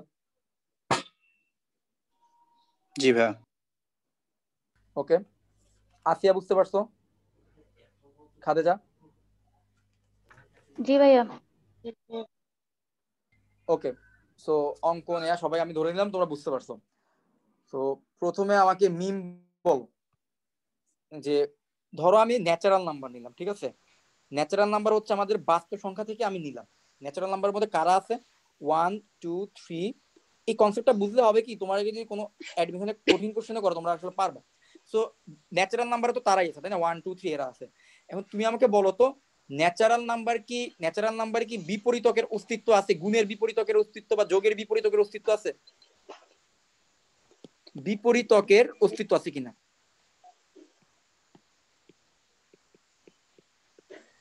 ন্যাচারাল নাম্বারে কি বিপরীতকের অস্তিত্ব আছে? জি ভাইয়া আছে। আচ্ছা, সো আমরা একটু ভেরিফাই করি। তুমি যে একটা কথা বলছো তাহলে এটাকে ভেরিফাই করতে হবে তোমার কথাটা ঠিক কিনা। তো তুমি এবার আমাকে রিপ্লাই দাও। সো ন্যাচারাল নাম্বার 2 যদি একটা সংখ্যা নিই, 2 তো একটা ন্যাচারাল নাম্বার তাই না, তো 2 বিলংস টু n। আচ্ছা বলো তো 2 এর যোগাত্মক বিপরীত কোন সংখ্যাটা কি হবে? -2। আচ্ছা বলো তো -2 কি ন্যাচারাল নাম্বারের মধ্যে পড়ে? ও না না না ভাইয়া, তাহলে বলো তো বিপরীতকের অস্তিত্ব কি ন্যাচারাল নাম্বারে আছে? না ভাইয়া। আচ্ছা 2 যদি ন্যাচারাল নাম্বার হয় তাহলে 2 এর গুণাত্মক বিপরীত কি হবে বলো তো? হাফ না? হ্যাঁ হাফ, আর হাফও তো ন্যাচারাল নাম্বারের মধ্যে পড়ে না। তাহলে রিয়েল নাম্বার কিন্তু তোমার বিপরীতকের অস্তিত্ব রিয়েল নাম্বারের জন্য সত্য ছিল, কিন্তু ন্যাচারাল নাম্বারের জন্য কিন্তু বিপরীতকের অস্তিত্ব কথাটা সত্য না। ঠিক আছে, সো এই ধরনের কোশ্চেন কিন্তু তোমাকে যদি একটু বোর্ড পরীক্ষা দেওয়ার সম্ভাবনা কম, যদি একটু কনসেপচুয়াল কোশ্চেন বেশি করে, যেহেতু স্টুডেন্টরা কনসেপচুয়াল কোশ্চেনে আটকায় বেশি। সো তোমাদের কিন্তু কনসেপ্টটুকু থাকলে তোমরা কিন্তু পারবা। সো সেম একইভাবে কিন্তু তোমাদের যে কোনো কোশ্চেন করলে তোমাদের পারা উচিত। যে ধরো আচ্ছা এখন বলো তো ন্যাচারাল নাম্বারের মধ্যে যোগের অভিযোগের অস্তিত্ব আছে? যোগের অভিযোগের অস্তিত্ব আছে ন্যাচারাল নাম্বারের মধ্যে? আছে ভাইয়া। হ্যাঁ আছে। এই ভালোভাবে চিন্তা করে বলো যোগের না অভিযোগ কে? ভাইয়া, কারণ যোগের জিরো নাই। হ্যাঁ তো নাই তো, আদি না yes। আদি ভাই তুমি কি ন্যাচারাল বললা? নাম্বার মধ্যে 0 নেই। ও আচ্ছা, হ্যাঁ 0 নেই। খুব ভেরি ইন্টেলেকচুয়াল, অনেক সুন্দর কোশ্চেন। ন্যাচারাল নাম্বার তুই কি কইলি আদি? আচ্ছা দেখ ন্যাচারাল নাম্বারে 0 থাকবে না তো, 0 তো আমরা প্রথমে সংখ্যার মধ্যে আচ্ছা করলাম না ভাইয়া, 1 2। যদি হ্যাঁ বল। একটা সংখ্যাকে আমি যোগ করি, যে কোনো হুম। একটা বাস্তব সংখ্যাকে যোগ করি, সেক্ষেত্রে তো ন্যাচারাল নাম্বারটা এক্সিস্ট করবে, সাবসেটটা। আমি কোশ্চেনটা বুঝি নাই আরেকবার। মানে আমি তুমি যে দুইটা কোনো ন্যাচারাল একটা, নাম্বারকে যোগ করতে চাইতেছো, দুইটা ন্যাচারাল নাম্বারকে যোগ করতে চাইতেছো, না না 1 না, আর 2 কে যোগ করতেছো? যোগের ভাই তুমি বলছো হ্যাঁ যে যোগের অভেদক, তাই না? তো আমি যে কোনো হ্যাঁ। একটা বাস্তব সংখ্যা নিলাম, সেটা বাস্তব সংখ্যা নেওয়ার পর যোগের অভেদকটা যোগ করলাম, তাহলে তো সেটা থাকবেই ন্যাচারাল নাম্বারটার মধ্যে। না না, আমি বলতে চাইছিলাম যোগের অভেদক বলতে 2 যদি 2 বিলংস টু যদি n হয় তাহলে যোগের অভেদক 2 এর যোগের অভেদক কত? 2 এর যোগের আচ্ছা যোগের অভেদক কি, এই যে দেখ যোগের অভেদক ছিল 0। ঠিক আছে, 2 যদি হয় তাহলে 2 এর যোগের অভেদক হচ্ছে 0, তাই তো? 0 না? তাহলে জি ভাই। 0 তো প্রথম কথা 0 তো ন্যাচারাল নাম্বারের মধ্যেই নাই, জি তাহলে ভাই। ন্যাচারাল নাম্বারের মধ্যে যোগের অভেদক অস্তিত্ব থাকলো কিভাবে? আর ন্যাচারাল নাম্বারের মধ্যে তুমি যোগের অভেদক আনতেও পারবে না, কারণ 2 থেকে 2 এর সাথে যদি -2 যোগ করো তাহলে হচ্ছে 0 আসবে। তো -2 তো আবার ন্যাচারাল নাম্বারের পার্ট না, -2 তো ন্যাচারাল নাম্বারের মধ্যেই পড়ে না। ঠিক না আছে, ভাই, জি। তার মানে কি যোগের অভেদকের অস্তিত্ব ন্যাচারাল নাম্বারের মধ্যে থাকবে না, বাট গুণের অভেদকের অস্তিত্ব কি থাকবে? জি ভাই থাকবে। হ্যাঁ ভাইয়া থাকবে তো। থাকবে। থাকবে, ভেরি গুড। সো এই আর কি কিছু কনসেপ্টের কোর্স, আমি জাস্ট তোমাদেরকে আসলে ধরায় দিচ্ছি যে আসলে তোমরা করবা কিভাবে, ঠিক আছে? তো তোমরা ডিরেক্ট অঙ্ক না করে যদি একটু থিওরি গুলা একটু আলোচনা করে একটু নার্চার করো, আমার মনে হচ্ছে তোমাদের সাথে আসলে মানে খুব ভালোভাবে কম্পিট করতে পারবা ভর্তি পরীক্ষাগুলোতে, ঠিক আছে? কারণ ওইখানে দেখা যায় কি ভর্তি পরীক্ষাগুলোতে খুব ভালো ভালো কলেজের স্টুডেন্ট প্রথম দিকে যারা আছে তাদের সাথে যদি কম্পিট করতে চাও, তুমি একটা ভালো পজিশন হোল্ড করতে চাও ভর্তি পরীক্ষা, তাহলে কিন্তু তোমাদের একটু কনসেপচুয়াল জিনিসও জানা লাগবে। বোর্ড পরীক্ষা যদি এ প্লাস পাইতে চাও তাহলে ভাই আমি ওইভাবে পড়াই না। বোর্ড পরীক্ষা এ প্লাস পাইতে চাইলে 3-4 মাসে সিলেবাস শেষ করে দেওয়ার কোনো ব্যাপারই না। একটা করে চাপটা ধরবো, এতক্ষণে আমার বাস্তব সংখ্যার অর্ধেকের বেশি অঙ্ক শেষ হয়ে যেত। অনেস্টলি স্পিকিং, তোমরা যারা বাস্তব সংখ্যা করছো তোমরা আমার কথার সাথে আমার মনে এগ্রি করবা যে বাস্তব সংখ্যার যে অঙ্কগুলো খুবই সহজ, ধুম করে ধরলাম, শেষ হয়ে গেল চ্যাপ্টার, এক ক্লাসে শেষ। তোমার আলটিমেট লাভ কি? তুমি বোর্ডে তো এ প্লাস পাইলা, ঠিক না? ভর্তি পরীক্ষায় গিয়ে তো তুমি দেখবা যে তোমার সামনে লাস্ট 3 মাসে বিশাল একটা বোঝা, মানে শেষ করতে পারতেছ না পড়ালেখা করে, ঠিক আছে? তখন তো বলবো যে কি দূর, কেউ কিছু শিখায় নাই আগে, এখন অনেক বেশি প্রেশার হয়ে গেছে। আর ওখানে দেখবে ওখানে আরো ফ্রাস্ট্রেটেড হয়ে যাবে কেন, এনডিসি কিছু থাকবে প্রথম দিকে, কোশ্চেনের আগে অ্যান্সার দিয়ে দিবে, ঠিক আছে? তো আবার প্রত্যেকটা কলেজেরই থাকবে প্রথম দিকে কিছু, ওরা কোশ্চেনের আগে অ্যান্সার দিয়ে দিবে, 3-4টা ক্যালকুলেটর নিয়ে আসবে, তুমি হতাশ হয়ে যাবে, ঠিক আছে? সো এই জন্য আমরা চেষ্টা করব সব আগে থেকেই একটু আইডিয়া রাখার, কনসেপ্ট গুলো ক্লিয়ার রাখার, প্লাস ম্যাথ গুলো করার, ঠিক আছে? সো এখন আমরা বাস্তব সংখ্যা রিলেটেড কনসেপ্ট ক্লিয়ার করছি, এখন আমরা ব্যবধি রিলেটেড কনসেপ্ট ক্লিয়ার করবো। ব্যবধি কিন্তু আমাদের 9-10 ছিল, ঠিক আছে? কয় ধরনের ব্যবধি হতে পারে, ব্যবধিগুলোকে সংখ্যা রেখায় কিভাবে প্রকাশ করে সেগুলো আমরা এখন দেখব, ঠিক আছে? আচ্ছা তোমাদের একটা কথা বলে দিই যে আদিবের সাথে আমার পরিচয় হচ্ছে অনেক আগে থেকে, ঠিক আছে? ওকে আমি অনেক আগে থেকে পড়াই, তো ওরে যদি আমি কিছু নেগেটিভ কিছু বলি বা একটু করি, তোমরা আবার মনে করে না যে আমি তোমাদের সাথে সেম আচরণ করব। তোমাদের সাথে আমার ওরকম হবে না, আমি ওরে অনেক সময় মজা করার জন্য অনেক কিছু বলি, তো ওইটা নিয়ে আবার তোমরা পার্সোনালি জিনিসটাকে নিও না। তো এবার আসো আমরা ব্যবধির কনসেপ্ট একটু আসি। তো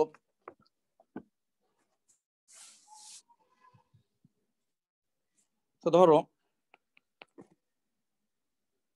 আমি বললাম যে এক্স এক্স একটা অজানা একটা সংখ্যা, যে সংখ্যাটার ব্যবধিটা আমি দিয়ে দিলাম এইভাবে, আমি এইভাবে জিনিসটাকে ডিফাইন করলাম। বলতে পারবা এটা আসলে কি বোঝায়? এক্স, আমি বলতেছি এক্স হচ্ছে একটা অজানা সংখ্যা, যে সংখ্যাটা এ আর বি এর মাঝখানে থার্ড ব্র্যাকেটের মধ্যে আছে। এই থার্ড ব্র্যাকেটের তাৎপর্যটা কি বলতে পারবা কেউ?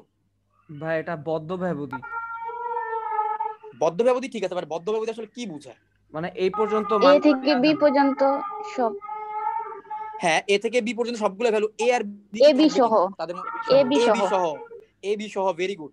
তাহলে আমার ব্যবধিটা হবে এরকম, এ থেকে বি পর্যন্ত সবগুলো ভ্যালু আসবে, যেখানে আমার কি ইজ ইকুয়াল টু দিছি, কিন্তু তোমরা ভালোভাবে খেয়াল করো এখানে কিন্তু আমি greater than is equal two দিছি, ঠিক আছে? তার মানে কি এটা অনেকটা, এটা আমার এক স্টুডেন্ট থেকে ধার করা, মানে স্টুডেন্টকে পড়ানোর সময় স্টুডেন্ট ওইভাবে আর কি জিনিসটা মনে রাখতে পারতো, সে এভাবে চিন্তা করতো যে ভাই এ হচ্ছে একটা খুঁটি, বি হচ্ছে একটা খুঁটি, তো আমার যে এক্স এর ভ্যারিয়েবল সেটা হচ্ছে এই খুঁটি দুইটার মাঝখানে আছে, এবং খুঁটিও আমার, খুঁটির মাঝখানে যা আছে তাও আমার। তো এইটা যদি হয় তখন সেটাকে আমরা বদ্ধ ব্যবধি বলি। সে এভাবে বলতো, তো তার কাছে ধার করা তোমাদের সাথে শেয়ার করলাম, হয়তো বা মনে রাখতে পারবো। সে এভাবে বলতো যে এ হচ্ছে একটা খুঁটি, বি হচ্ছে একটা খুঁটি। যদি বদ্ধ ব্যবধিতে এ বি দেয় সেটার মানে বোঝায় যে খুঁটি সহ খুঁটির মাঝখানে যা আছে সব আমার, ঠিক আছে? তো এটাকে যদি আমরা সংখ্যা রেখায় প্রকাশ করি তাহলে কিভাবে প্রকাশ করবো? তো দেখো, সো ধরে নিলাম এ বিলং করতেছে এখানে, বি বিলং করতেছে এখানে। তো তুমি যদি বদ্ধ ব্যবধিকে সংখ্যা রেখায় দেখাইতে চাও তুমি এইভাবে দেখাইতে পারবা। সো এ কে এর উপর একটা গোল্লা বা বৃত্ত টানবা, বি এর উপর একটা বৃত্ত টানবা, ঠিক আছে? এ আর বি এর মাঝখানের অংশটুকু গাঢ় করবা, তার মানে তুমি কি বুঝাচ্ছ? এ আর বি এর মাঝখানের অংশটুকুর মধ্যে এক্স আছে। এখন যেহেতু থার্ড ব্র্যাকেট আছে তার মানে কি এও ইনক্লুডেড, বা এও থাকবে বিও থাকবে, তাহলে এ এর বৃত্তটাও ভরাট করে দিবা, বি এর বৃত্তটাও ভরাট করে দিবা। সো এই হচ্ছে গিয়ে একটা মানে ব্যবধিকে কিভাবে সংখ্যা রেখায় রিপ্রেজেন্ট করা যায়, এটা হচ্ছে আমরা বদ্ধ ব্যবধিটা দেখাইলাম, ঠিক আছে? সো এটাকে কি বলা হয়? এটাকে বলা হয় বদ্ধ ব্যবধি। তো সবাই নোট করে রেখো জিনিসগুলো, ঠিক আছে? ওকে, সো এবার আসো 2 নম্বর কনসেপ্টে আসি। সো আমি লিখবো, তোমরা জাস্ট আমাকে মনে করাই দিবা যে ভাই যেটা লিখছেন এটা হচ্ছে এরকম, বা সংখ্যা রেখা দেখতে হচ্ছে এরকম। সো আমি বললাম যে X belongs to A comma B, এরকম, ঠিক আছে? যেখানে এক্স সাজ দ্যাট এ থেকে বি এর মাঝখানে এক্স আছে, আমি কিন্তু ইকুয়াল টু সাইন দেই নাই। সো এইটার নাম কি, কেউ কি বলতে পারবা? এই ব্যবধিটাকে কি নামে ডাকা হয়? মুক্ত ব্যবধি। মুক্ত ব্যবধি। খোলা ব্যবধি, খোলা ব্যবধি বা মুক্ত ব্যবধি, তাই তো? এটাই তো বলে, তাই না? সো এটা হচ্ছে খোলা ব্যবধি। সো খোলা ব্যবধি। সো এখানের কনসেপ্টটা হচ্ছে এ আর বি এর মাঝখানে, মানে এই যে খুঁটি আছে, দুইটা খুঁটির মাঝখানে সবকিছু আমার, আবার খুঁটি আমার না, ঠিক আছে? সো এটার যদি সংখ্যা রেখে আমরা দেখাইতে চাই, জিনিসটাকে হচ্ছে আমরা এইভাবে দেখাবো। তাহলে ফার্স্ট ব্র্যাকেট থাকা মানে কি? ফার্স্ট ব্র্যাকেট থাকা মানে হচ্ছে সেটা খোলা ব্যবধিতে আছে, ঠিক আছে? তাহলে এইখানে ধরলাম আমার এ, এখানে ধরলাম আমার বি, এখন এক্স হচ্ছে এ আর বি এর মাঝখানে, তাহলে আমি কি করব? এ আর বি কে গাঢ় করে দিব, এ আর বি কে গাঢ় করে দিব, কিন্তু এ আর বি এর যে বৃত্ত তাকে গাঢ় করব না। এ আর বি এর বৃত্তকে যদি তুমি গাঢ় না করো, তাহলে তোমার টিচার বুঝে নিবে যে তোমার ব্যবধিটা হচ্ছে এ আর বি এর মাঝখানের অংশটুকু, ঠিক আছে? সো এই গেল আমাদের খোলা ব্যবধি রিলেটেড আলোচনা। সো এখন ধরো এটা দিলাম এক্স বিলংস টু, এইটা কি বুঝে বলো তো? এক্স সাচ দ্যাট এ লিখলাম, এক্স লিখলাম, বি লিখলাম, এর ক্ষেত্রে এখানে আমি কি দিব? এক্স এ থেকে কি হবে? বড় হবে নাকি বড় এ আর থেকে equal হবে আর greater? বি এর আগ পর্যন্ত। আচ্ছা, ইকুয়াল টু হবে, তাই না? X is greater than equal to a, কিন্তু বি, বি এর ক্ষেত্রে শুধু লেস দেন, সে কিন্তু বি থেকে ছোট হবে, বি এর সমান হবে না। তার মানে কি ফার্স্ট ব্র্যাকেট থাকা মানে কি? সে বি কে টাচ করবে না। আর এ এর ক্ষেত্রে থার্ড ব্র্যাকেট থাকা মানে কি? সে এ কেও টাচ করবে, এ কে টাচ করে এ থেকে বি এর আগ পর্যন্ত। তো সংখ্যা রেখা যদি আমরা আঁকি, জিনিসটা কিন্তু এভাবে আঁকা যাবে। সো এই হচ্ছে আমার এ, এই হচ্ছে আমার বি, এখানে একটা বৃত্ত আঁকলাম, এখানে একটা বৃত্ত আঁকলাম, এর বৃত্তটাকে ভরাট করবা, ঠিক আছে? কিন্তু বি এর বৃত্তটাকে ভরাট করবা না, ঠিক আছে? সো এই গেল। সো আরেকটা পসিবিলিটিস আছে, তোমরা বুঝতেই পারতেছো সেটা কি, সেটা তোমরা নিজেরাই এঁকে ফেলো। সো আমি যদি এটা করি, তো ফার্স্ট ব্র্যাকেট দিলাম এ এর ক্ষেত্রে, আর বি এর ক্ষেত্রে দিলাম থার্ড ব্র্যাকেট। সো তোমরা এটা নিজেরাই কমপ্লিট করো, এটা সংখ্যা রেখাটা নিজেরাই কমপ্লিট করো, ঠিক আছে? পারবা আশা করি। এ থেকে শুরু করে এক্স বি এর আগ পর্যন্ত।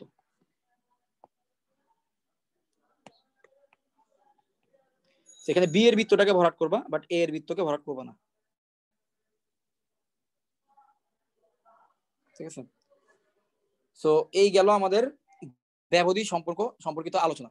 আচ্ছা, এবার একটু কোশ্চেন করি, দেখি কনসেপ্টের দিক দিয়ে কে কেমন। ধরো আমি মাইনাস ইনফিনিটি থেকে প্লাস ইনফিনিটিকে বুঝাবো, আদিবার খাদিজা কোনো রিপ্লাই করবা না এই কোশ্চেনে। সো আচ্ছা বলো তো, মাইনাস ইনফিনিটি আর প্লাস ইনফিনিটিকে আমি কোন ব্যবধির মধ্যে রাখতে পারবো? মুক্ত অঙ্কন ব্যবধি। বলতে পারবো? মুক্ত ব্যবধি। মুক্ত ব্যবধি। আচ্ছা, মুক্ত ব্যবধি কেন, মানে বদ্ধ ব্যবধি তো হবে না কেন? কারণ ভাই এটা তো আপনি মেজার করতে পারবেন না। আচ্ছা, এটা খুব সুন্দর একটা অ্যান্সার দিছো। কারণ হচ্ছে ইনফিনিটির সমান কি হতে পারে? ইনফিনিটির প্রথম কথা হচ্ছে ভাই, ইনফিনিটি কোনো সংখ্যাই না, ইনফিনিটি জাস্ট একটা ধারণা ভাই, এটা একটা ধারণা। বিশাল বিশাল যে সংখ্যাগুলোকে আমরা বোঝানোর জন্য ইনফিনিটিকে আমরা নিয়ে আসি, ঠিক আছে? এটা একটা ধারণা, একটা কনসেপ্ট। তার মানে অনেক বড় একটা সংখ্যাকে বোঝানোর জন্য আমরা ইনফিনিটি ব্যবহার করছি, মানে যে সংখ্যাটাকে আমি কাউন্ট করতে পারতেছি না, বা অনেক বিশাল, ঠিক আছে? সো এর সমান কেউই হতে পারবে না, বা এটা তো আসলে কত আমি জানি না, তাহলে সমান কেমন হবে? তাহলে তার বাইরে অবশ্যই ফার্স্ট ব্র্যাকেট দিতে হবে। এমসিকিউতে কিন্তু যেন অনেক সময় কনফিউশন চলে আসে, তোমরা যেন এইসব জায়গায় কনফিউজ না হও, ঠিক আছে? সো মাইনাস ইনফিনিটি থেকে প্লাস ইনফিনিটিকে আমরা ফার্স্ট ব্র্যাকেটের মধ্যে রাখবো। সো আমার মনে হয় আমি মোটামুটি বুঝাইতে পারছি। এখন একটা দেখি, তোমাদের কিছু কোশ্চেন দিই, যাকে জিজ্ঞেস করবো সে বলবা, ঠিক আছে? আচ্ছা ভাই, আচ্ছা একটা কথা বলো তো, তোমরা কি মোবাইলে ক্লাস করো না পিসিতে? কারা কারা মোবাইলে করো? আমি ভাইয়া মোবাইলে। বাকিরা কি পিসিতে সবাই? আমি মোবাইল। না, মোবাইলে। আচ্ছা ঠিক আছে। আমি জানি না এটা তোমরা কিভাবে নিবা, বাট কখনো যদি ধরো ক্লাসে একটা জিনিস আমি জিজ্ঞেস করলাম, আমি আসলে জানতে চাচ্ছি যে কি ওই জিনিসটা তোমরা খাতায় কিভাবে করছো বা কিভাবে করছো, তো তোমরা কি মানে জাস্ট ভিডিওটা তোমার খাতার উপরে রেখে তোমার এটা দেখাইতে পারবা? তাহলে আমি আসলে বুঝতে পারবো যে তোমরা সঠিক ডিরেকশনে চিন্তা করতেছো কিনা বা ভুল হচ্ছে কিনা। এটা যদি করতে পারো, যাদের মোবাইল আছে পসিবল, তারা এই জিনিসটা আমি যাকে কোশ্চেন করবো তারা এই কাজটা করতে পারো, ঠিক আছে? তো আমি এখানে কিছু করতেছি, দেখো। তো এক্স বিলংস টু, আমি ধরো এভাবে দিলাম -3 থেকে 2। সো এই যে একটা সেট, এই সেটের মধ্যে কোন কোন এলিমেন্ট গুলো আসবে বলতে পারবা? আমি প্রথমে বলে দিলাম এক্স হচ্ছে পূর্ণ সংখ্যা, তো পূর্ণ সংখ্যার মধ্যে কারা কারা আসবে, এটা হচ্ছে আমাকে বলো, মিম বলো তো দেখি। -3 থেকে 2, আমি ব্যবধিটার দিকে ভালোভাবে খেয়াল করে এবার বলো তো এর মধ্যে আমি কাদের কাদেরকে লিখবো।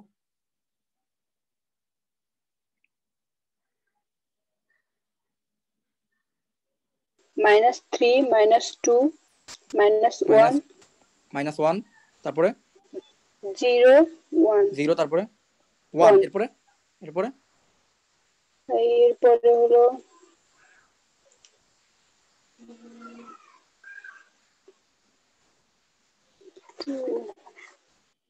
2 হবে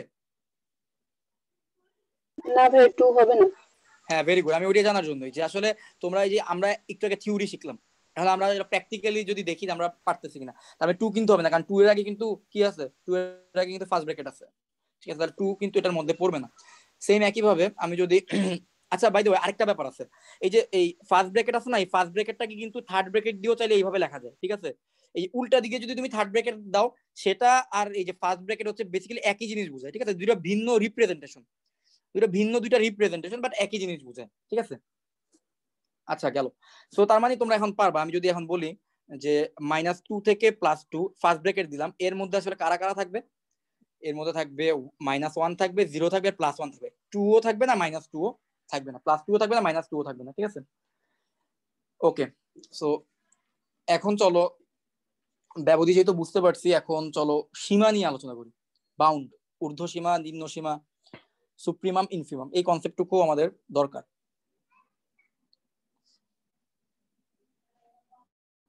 আচ্ছা, আমি মনে হয় তোমাদেরকে যদি একটা ছক করে দেই, তোমাদের মনে হয় জিনিসটা বুঝতে সুবিধা হবে। আমি সীমার আলোচনায় পরে আসবো, আমি আগেই সীমার এক্সাম্পলে চলে যাই, ঠিক আছে। সো এক্সাম্পলে নাকি একটু আলোচনা করবো, আচ্ছা আমি সীমার ডিরেক্ট এক্সাম্পলে যাচ্ছি। আমার মানে এক্সাম্পল থেকে তারপর আমি আলোচনাটা করলে ভালো হবে।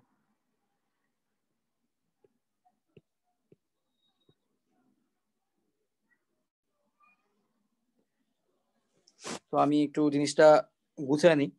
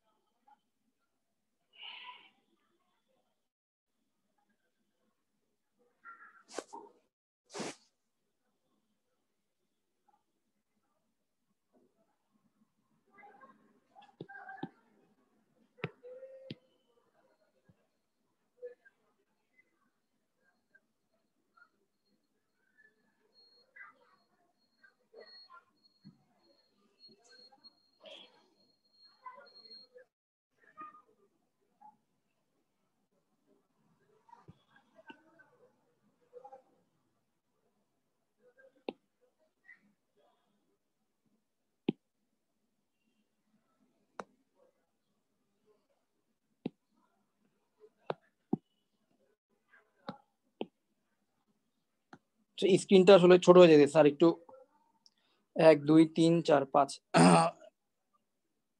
আমার আরেকটা ঘর লাগবে। আচ্ছা দেখি, চেষ্টা করি। সো খেয়াল করো ভালোভাবে।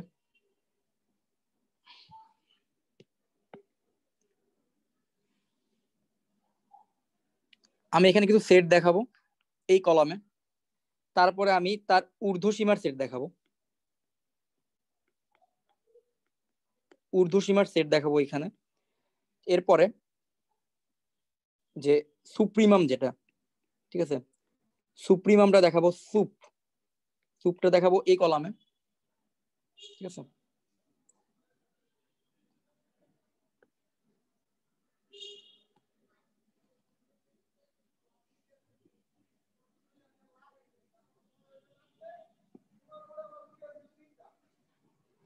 ঠিক আছে, তো এরপরে কলামে আমি দেখাবো নিম্ন সীমার সেট,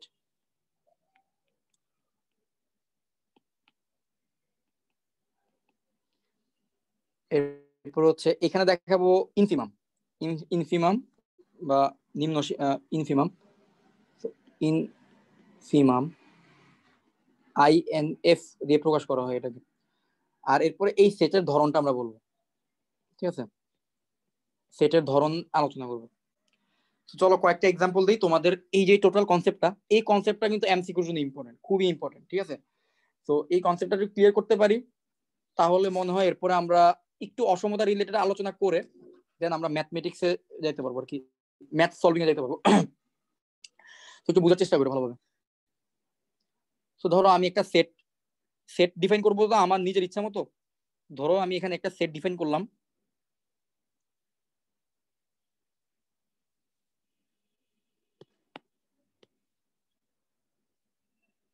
দুই থেকে 5 পর্যন্ত। ঠিক আছে, এই একটা সেট ডিফাইন করলাম আমি। ওকে, এখন ঊর্ধ্বসীমা আসলে কি? আচ্ছা বলো তো, মানে ঊর্ধ্বসীমার কনসেপ্টটুকু আমি তোমাদের আগে বলি, সুপ্রিমামে আমরা পরে যাব। তোমরা আমাকে বলো, এই যে সেটটা দেখতেছো, এমন কোন এলিমেন্ট আছে যেই এলিমেন্টের থেকে এই সেটে সবাই ছোট অথবা সমান? 5 5 আমরা যদি 5 নেই তাহলে দেখো 5 থেকে কিন্তু এই এলিমেন্টের সবাই কি হবে? ছোট হবে অথবা সমান হবে। তাহলে কিন্তু এখানে একটা কনসেপ্ট আছে যেই কনসেপ্টটা অনেকে মিস করে যায়, সেটা হচ্ছে ঊর্ধ্বসীমার সেট বলতে আসলে কি বোঝায়? ভাই ঊর্ধ্বসীমার সেট বলতে বোঝায় ভাই এমন কিছু সংখ্যা, যে সংখ্যা থেকে এই আমি যে সেটটাকে ডিফাইন করতেছি এই সেটের সবাই হচ্ছে তার থেকে ছোট হবে। এখন বলো, আমি যদি এক্স এর মান 5 থেকে 5 এর সমান অথবা 5 থেকে বড় নেই, তাদের থেকে এই সেটের সবাই ছোট কিনা? 6 থেকে এই সেটের সবাই ছোট কিনা? 7 থেকে এই সেটের সবাই ছোট কিনা? 8 থেকে ছোট কিনা? 9 থেকে ছোট কিনা? সবার থেকে কিন্তু 2 থেকে 5 আমার ডিফাইন করা এই সেটের সব এলিমেন্ট কিন্তু এক্স ইজ গ্রেটার দেন 5 থেকে কিন্তু ছোট অথবা সমান। এই সেটটি সমান হতে পারবে শুধুমাত্র যখন আমি এক্স ইজ ইকুয়াল টু 5 হবে, তাই না? এক্স ইজ ইকুয়াল টু 5 ছাড়া আর বাকি সব কেসে যদি চিন্তা করো সবাই কিন্তু ছোট। এই সেটের এলিমেন্ট গুলো কি ছোট না? তাহলে ঊর্ধ্বসীমার সেট কি হবে? ঊর্ধ্বসীমার সেট হবে x is greater than equal two 5, কারণ 5 থেকে বড় সংখ্যার জন্য কি হবে? এই সেটের এলিমেন্ট গুলা ওই সংখ্যা থেকে ছোট হবে। তাহলে ঊর্ধ্বসীমার কনসেপ্টটাকে বুঝতে পারছো? এখন সুপ্রিমামের কনসেপ্টে আসি। সুপ্রিমামকে কি বলা হয় জানো? সুপ্রিমামকে বলা হয় লঘিষ্ঠ ঊর্ধ্বসীমা। লঘিষ্ঠ ঊর্ধ্বসীমা, লঘিষ্ঠ কথার বাংলা বুঝো যারা ব্যাকরণ একটু ভালো পারো, লঘিষ্ঠ মানে কি?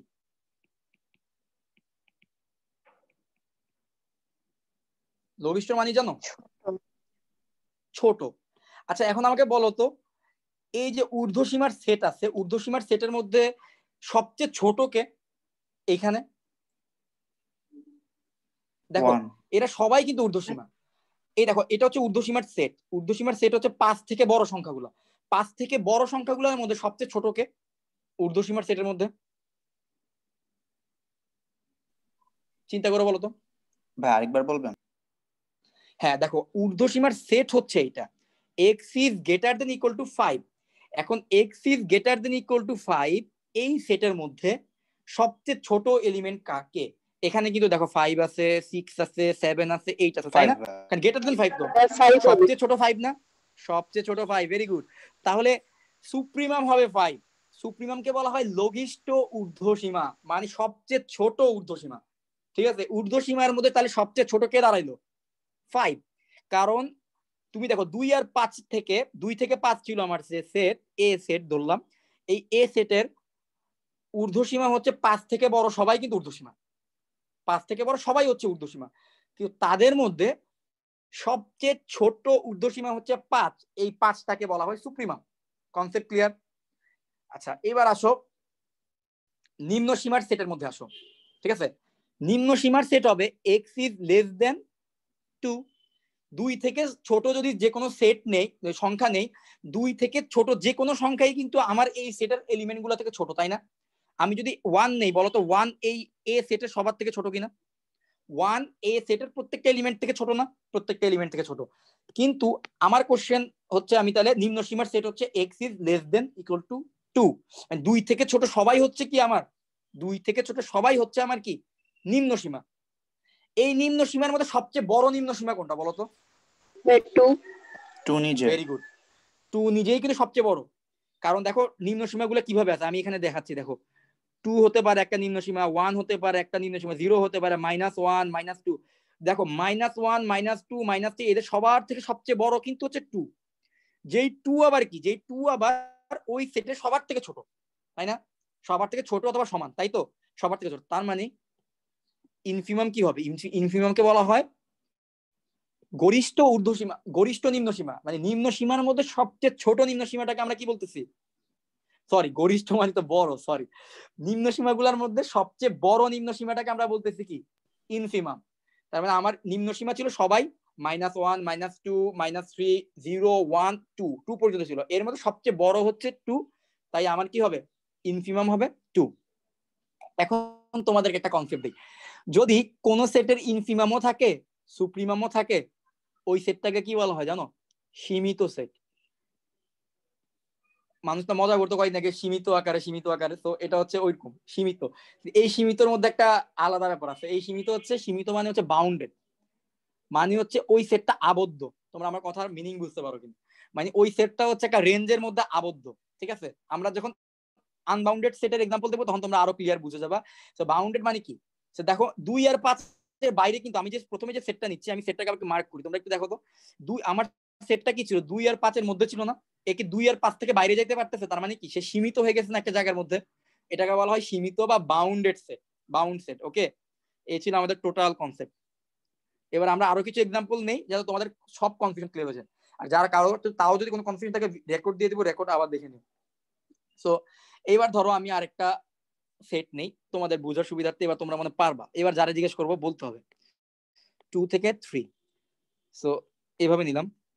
তো প্রথম কথা হচ্ছে, বলতো এর ঊর্ধ্বসীমাটা কি হবে? ঊর্ধ্বসীমার সেটটা কি হবে? 3 এবং 3 থেকে বড়। Very good, x is greater than equal to 3। আচ্ছা সুপ্রিমাম কি হবে তাহলে এটার? 3। সুপ্রিমাম হবে 3, কারণ 3 থেকে বড় সব সংখ্যা থেকে সবচেয়ে ছোট হচ্ছে 3, এটাকে বলা হয় লঘিষ্ঠ ঊর্ধ্বসীমা। আচ্ছা বলো তো এটা নিম্ন সীমার সেটটা কি হবে? x is less than equal to 2, তাই তো?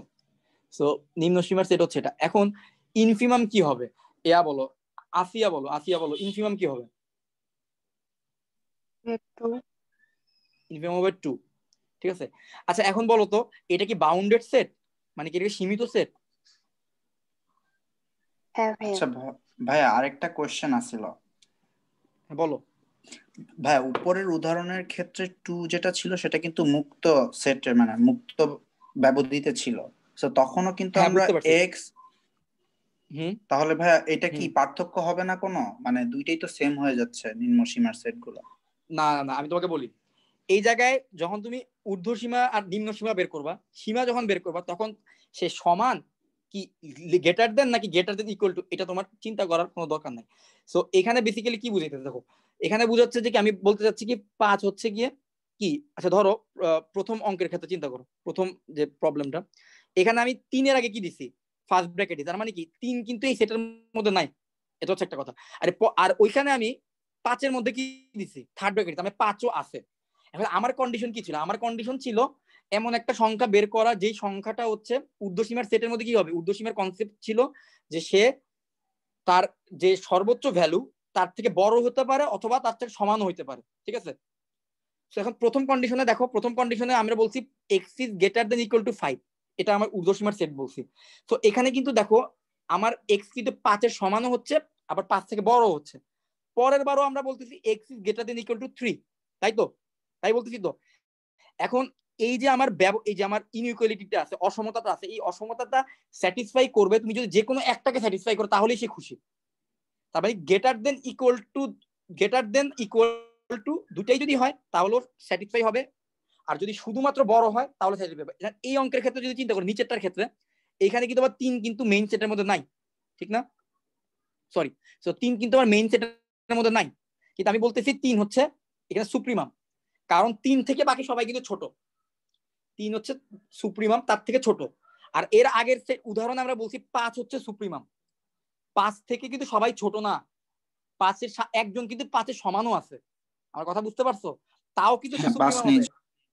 5 নিজেও কিন্তু 5 এর সমান, কিন্তু আমার সুপ্রিমের কন্ডিশন আমরা এটাই বলছিলাম যে সমান greater than or equal to, দুইটা হইলে কোনো সমস্যা নেই। তার মানে 5 সুপ্রিমাম হওয়ার জন্য সবাইকে হয় 5 থেকে সবার থেকে 5 বড় হবে ওই সেটের এলিমেন্ট সবার থেকে, অথবা সবার সমান অথবা বড় হবে। ঠিক আছে, সমানও হইতে পারবে কিন্তু ছোট হইতে পারবে না, ছোট হইলে আর সুপ্রিমাম হবে না। ঠিক আছে, তারপরে সমান আর জি ভাইয়া। বড় দুইটা হইলে কোনো সমস্যা নেই। তো এই জন্য আর কি আমরা লিখতে পারবো। সুপ্রিমাম ইনফিমামের ক্ষেত্রে আমাদের কোনো মাথা ব্যথা নেই, ফার্স্ট ব্র্যাকেট না থার্ড ব্র্যাকেট। আচ্ছা তাহলে এটা কি হয়ে গেল, এটা হয়ে গেল সীমিত, এটাও সীমিত সেট হয়ে গেল। আচ্ছা এখন আমরা একটা কাজ করি, আচ্ছা এবার একটা কাজ করি, দেখি তোমাদের কার মাথায় বুদ্ধি বেশি। আমরা ন্যাচারাল নাম্বারের সেট নিলাম। ন্যাচারাল আমি কিন্তু যে কাউকে কোশ্চেন করতে পারি, একটু রেডি থেকো। তো ন্যাচারাল নাম্বারের কোশ্চেনের মধ্যে তোমরা যখন অনেক বেশি কোশ্চেন করবা, তো আমি কিন্তু অটোমেটিক অনেক কিছু দেখাবো, এমন কিছু দেখাবো যে জিনিসগুলো হয়তো তোমাদের জন্য ভবিষ্যতে অনেক বেশি কাজে লাগবে। তোমরা যদি কোশ্চেন কম করো, স্বাভাবিকভাবে কি আমার ওই এনার্জিটা কিন্তু কম থাকে। তো আমি ভাবতে ভাই আমার সাইকোলজি কিভাবে কাজ করবে, আসলে হয়তো বা বুঝতেছে না জিনিসগুলো। তো না বুঝলে তখন আমি কিন্তু আর সাহসই করবো না কঠিন কিছু দেখানো। ঠিক আছে, তো তোমরা আজকের ক্লাসে যেভাবে রেসপন্স করতে সেভাবে রেসপন্স করো। তো আমি একটা সেট নিলাম 1 2 3, তো ন্যাচারাল নাম্বারের সেট আর কি। ঠিক আছে, তাহলে 1 2 3 চলতে থাকবে। সো তোমাদের কাজ হচ্ছে বাকি ছকগুলোকে পূরণ করা। এখন তুমি বলো তো ন্যাচারাল নাম্বারের সেটের ঊর্ধ্বসীমার সেট কি হবে? ইনফিনিটি এন্ড এর থেকে বড় কিছু। ভাই ভাই আনডিফাইন হয়ে যায় ভাই। ওরে বাবা, ঊর্ধ্বসীমার সেট নাই, এক্সিস্ট করে না। ঠিক আছে, যদি ন্যাচারাল নাম্বারের সেটের কথা বলি, এটা কিন্তু বাড়তেই থাকে বাড়তেই থাকে। তাহলে এটাকে আসলে কোন সীমার মধ্যে আমি আটকাবো? সীমা, ঊর্ধ্বসীমার সেট মানে কি? তাহলে একটা সীমার মধ্যে, ব্যবধির মধ্যে আটকাইতে পারলে তার থেকে বড় গুলাকে আমি বলবো ঊর্ধ্বসীমা। এখন এর ব্যবধিটা কই? এর তো ব্যবধি শেষই হচ্ছে না, তাই না? তার মানে তার কোনো ঊর্ধ্বসীমার সেট নাই। তার ন্যাচারাল নাম্বারের সেটের কি নাই? ঊর্ধ্বসীমার সেট নাই। আচ্ছা ঊর্ধ্বসীমার যদি সেট না থাকে, তোমাদের কনসেপ্ট কি বলে? সুপ্রিমাম কি থাকবে? সুপ্রিমাম না 1 না। না ভাইয়া সুপ্রিমাম? সুপ্রিমাম তো না, থাকবেই না। সুপ্রিমাম 1 কেন হবে? সুপ্রিমাম থাকবে না। সুপ্রিমাম হচ্ছে তোমার যে সুপ্রিমামের সেট থাকে, ওই সেটের মধ্যে সবচেয়ে ছোট এলিমেন্টটা। যেমন অঙ্কন মনে কোশ্চেনটা করছো, অঙ্কন একটু দেখো। সো এখানে আমার 2 থেকে 5, 2 থেকে 5 যে আমার সেটটা ছিল, এই সেটের মধ্যে সুপ্রিমামের ঊর্ধ্বসীমার সেট আসছে হচ্ছে x is greater than equal to 5। ঠিক আছে, মানে 5 থেকে বড় সব সংখ্যাগুলো কি হচ্ছে আমার ঊর্ধ্বসীমার সেট। এই 5 থেকে বড় সব সংখ্যার মধ্যে সবচেয়ে ছোট হচ্ছে 5। ঠিক আছে, তাই আমরা বলছিলাম সুপ্রিমাম হচ্ছে 5। তাহলে ঊর্ধ্বসীমার সেট যদি থাকে তাহলে তার ঊর্ধ্বসীমাও থাকবে, সুপ্রিমাম থাকবে। এখন বলো এই সেটের নিম্ন সীমার সেট কি? নিম্ন সীমার সেট কি এক্সিস্ট করে ন্যাচারাল নাম্বারের জন্য? না। হ্যাঁ না 1 এবং এর থেকে ছোট। এই না না না খাদেজা কি হবে না না, বলছো? হবে না। না এটা না কি ন্যাচারাল না নাম্বার। কি খাদেজা বলছো? জি খাদেজা আমি তুমি কিন্তু বলছি। ভাইয়া স্টুডেন্ট ভালো, কিন্তু তুমি খালি প্যাচ লাগাও কনসেপ্টের মধ্যে। দেখো x is less than equal to 1 হবে, কারণ দেখো ভাইয়া 1 থেকে ছোট যে কোনো, হ্যাঁ বলো। n এর মধ্যে তো 1 এর থেকে ছোট ভ্যালু কাউন্ট হবে না, তাহলে কি নিম্ন হ্যাঁ সীমার সেট এক্সিস্ট করবে? নিম্ন সীমার সেট এক্সিস্ট করবে, কিন্তু সেই সেটটা নিম্ন সীমার মধ্যে, সরি, নিম্ন সীমার সেট থাকবে, কিন্তু এন এর জন্য কাউন্ট হবে না। মানে এন এর মধ্যে সে নাই, বাট এন থেকে এখানে এন এর এলিমেন্টটাতে ছোট এলিমেন্ট কিন্তু এক্সিস্ট করতেছে। আমার নিম্ন সীমার সেটের ক্ষেত্রে বলা ছিল যে, আচ্ছা যেমন তুমি দেখো কি কারা জানি প্রান্ত তুমি একটা জিনিস খেয়াল করো, একটু আগে যখন এক্সাম্পলটা ছিল, তাহলে ওই এক্সাম্পলটাও কিন্তু ভুল হয়ে যায় যদি তোমার এই কনসেপ্টটা ধরি। X is greater than equal to 5 ধরছি, তাই না? এখন তুমি যদি চিন্তা করো 5 থেকে বড় এলিমেন্ট তো আমার এই সেটের মধ্যে নাই, কিন্তু আমি তো বলতেছি 5 থেকে বড় সবাই হচ্ছে ঊর্ধ্বসীমার সেট। কনসেপ্টটা বুঝতে পারছো? জি ভাই, এখন ঊর্ধ্বসীমার বুঝতে সেট হওয়ার পারছি। জন্য, ঊর্ধ্বসীমার সেট হওয়ার জন্য কিন্তু তাকে ওই সেটের অংশ হওয়ার কোনো দরকার নাই। ওই সেটেরই যদি অংশ হয় রে ভাই, তাহলে আর বড় হবে কেন? ঠিক না? ওই সেট থেকে তো অবশ্যই ইয়া হইতে হবে। ওই সেটের অংশ হলে তো মানে সে ওই সেটের মধ্যেই আছে, তাই না? তাহলে তো সে ওই সেটের সব এলিমেন্ট থেকে বড় হবে না। তার মানে ঊর্ধ্বসীমার সেট যদি হইতে হয়, তাহলে তাকে অবশ্যই ওই সেটের বাইরের সেট হইতে হবে, যেটা ওই সেটের সব এলিমেন্টের থেকে বড়। ঠিক আছে, আচ্ছা এবার দেখো এই সেটে কিন্তু নিম্ন সীমা এক্সিস্ট করবে। নিম্ন সীমার সেট কিন্তু আছে। দেখো আমি যদি 1 থেকে ছোট এলিমেন্ট গুলো নেই, তাহলে তারা কিন্তু ন্যাচারাল নাম্বারের সব এলিমেন্ট থেকে ছোট হবে, তাই না? ন্যাচারাল নাম্বারের সব এলিমেন্ট থেকে 1 থেকে ছোট, এই রেঞ্জের আমরা তাহলে নিম্ন সীমার সেট হচ্ছে এইটা, x is less than equal to 1। এই রেঞ্জের জন্য সব সংখ্যা ন্যাচারাল নাম্বারের সেটের সংখ্যা থেকে ছোট হবে। নিম কি কিছু বলবা? না ভাইয়া। ওকে ওকে, এবার আসো। এবার বলো তো নিম্ন আচ্ছা সীমার সেট ভাইয়া, যেহেতু আছে, ইনফিমাম থাকবে। হ্যাঁ বলো অঙ্কন, বলো। হ্যালো, হ্যাঁ বলো। ন্যাচারাল নাম্বারে তো 1 এর চেয়ে নিচে কিছু নাই। হ্যাঁ আমিও বলতে চাচ্ছি যে 1 থেকে নিচে নাই হচ্ছে এটা ন্যাচারাল নাম্বারের সেটের মধ্যে নাই, বাট তার নিম্ন সীমার মধ্যে তো আছে। ঠিক আছে? নিম্ন সীমা বলতে ও আচ্ছা, যে ঠিক আছে। এই সেট এমন একটা সংখ্যা নিতে হবে, এমন একটা সেট বের করতে হবে 1 2 3, তো ঠিক আছে, এমন একটা সংখ্যা বের করতে হবে যেই সংখ্যার এলিমেন্ট গুলা এই সংখ্যার এলিমেন্ট গুলা থেকে সবাই তার থেকে ছোট হবে। তাহলে আমি যদি বলি x ইজ লেস দেন 1, তার মানে এক থেকে ছোট সংখ্যাগুলো যদি নেই, তারা কিন্তু এই এলিমেন্টের প্রত্যেকটা এলিমেন্ট থেকে কিন্তু ছোট হবে। 1 2 3 সবার থেকে কারা ছোট হবে?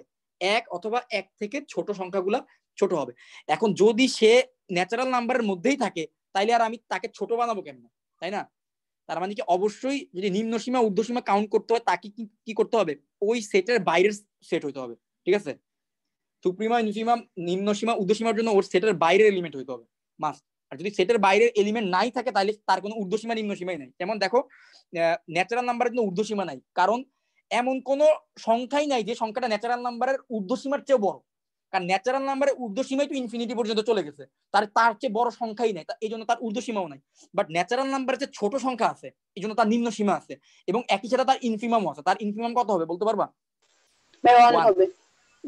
1 হবে। আচ্ছা এইবার বলো তো, এই সেটার নাম আমরা কি দিব? এটাকে সীমিত দিব? অসীমিত। না, এটা দিব আমরা নিম্ন সীমিত। নিচের দিকে সীমিত, ঠিক না? নিচের দিকে কিন্তু বাউন্ডেড। দেখো 1 পর্যন্ত কিন্তু ঠিক আছে, আসছে, এই দিকে তার সীমানা আছে, ঠিক আছে, এই সাইডে কিন্তু তার সীমানা আছে, বাট এরপরে উপরের দিকে তার কোনো সীমানা নাই। আমার কথা বুঝতে পারছো? এটা হচ্ছে নিম্ন সীমিত। তোমরা না বুঝতে কোশ্চেন করো, ঠিক আছে?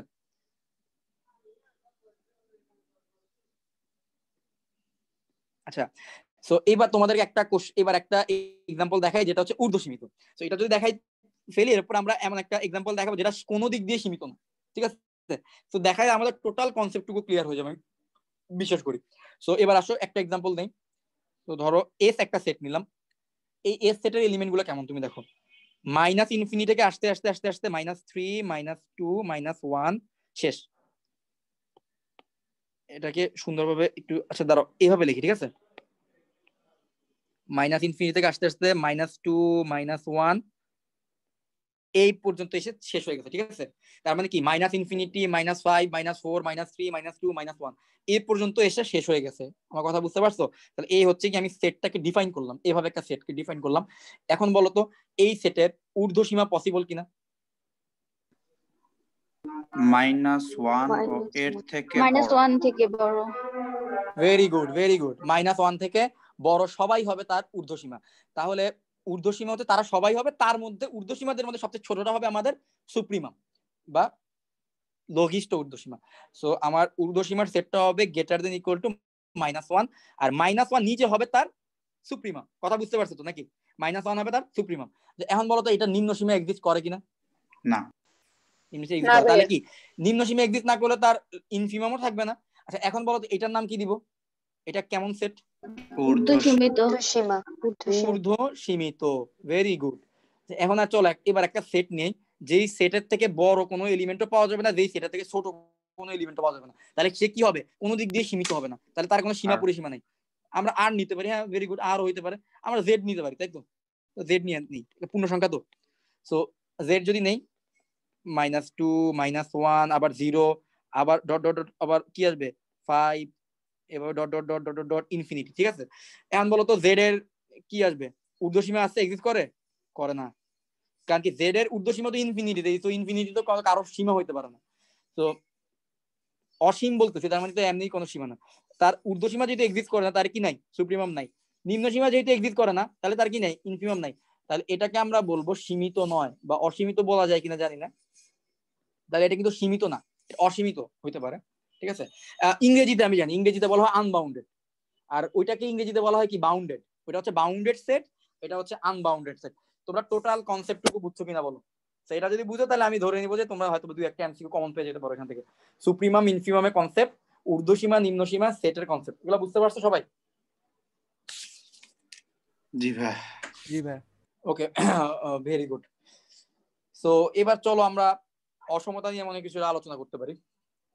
তো আজকে আসলে ও ম্যাথ খুব বেশি করতে পারবো কিনা জানি না, আমি চেষ্টা করব একদম সহজ কিছু ম্যাথ যেগুলো মুখে মুখে করা যায়, এটা কয়েকটা ম্যাথ একটু প্র্যাকটিস করা। নেক্সট দিন আমরা নেক্সট ক্লাসটা হবে পুরোটাই প্রবলেম সলভিং এর উপর ইনশাআল্লাহ।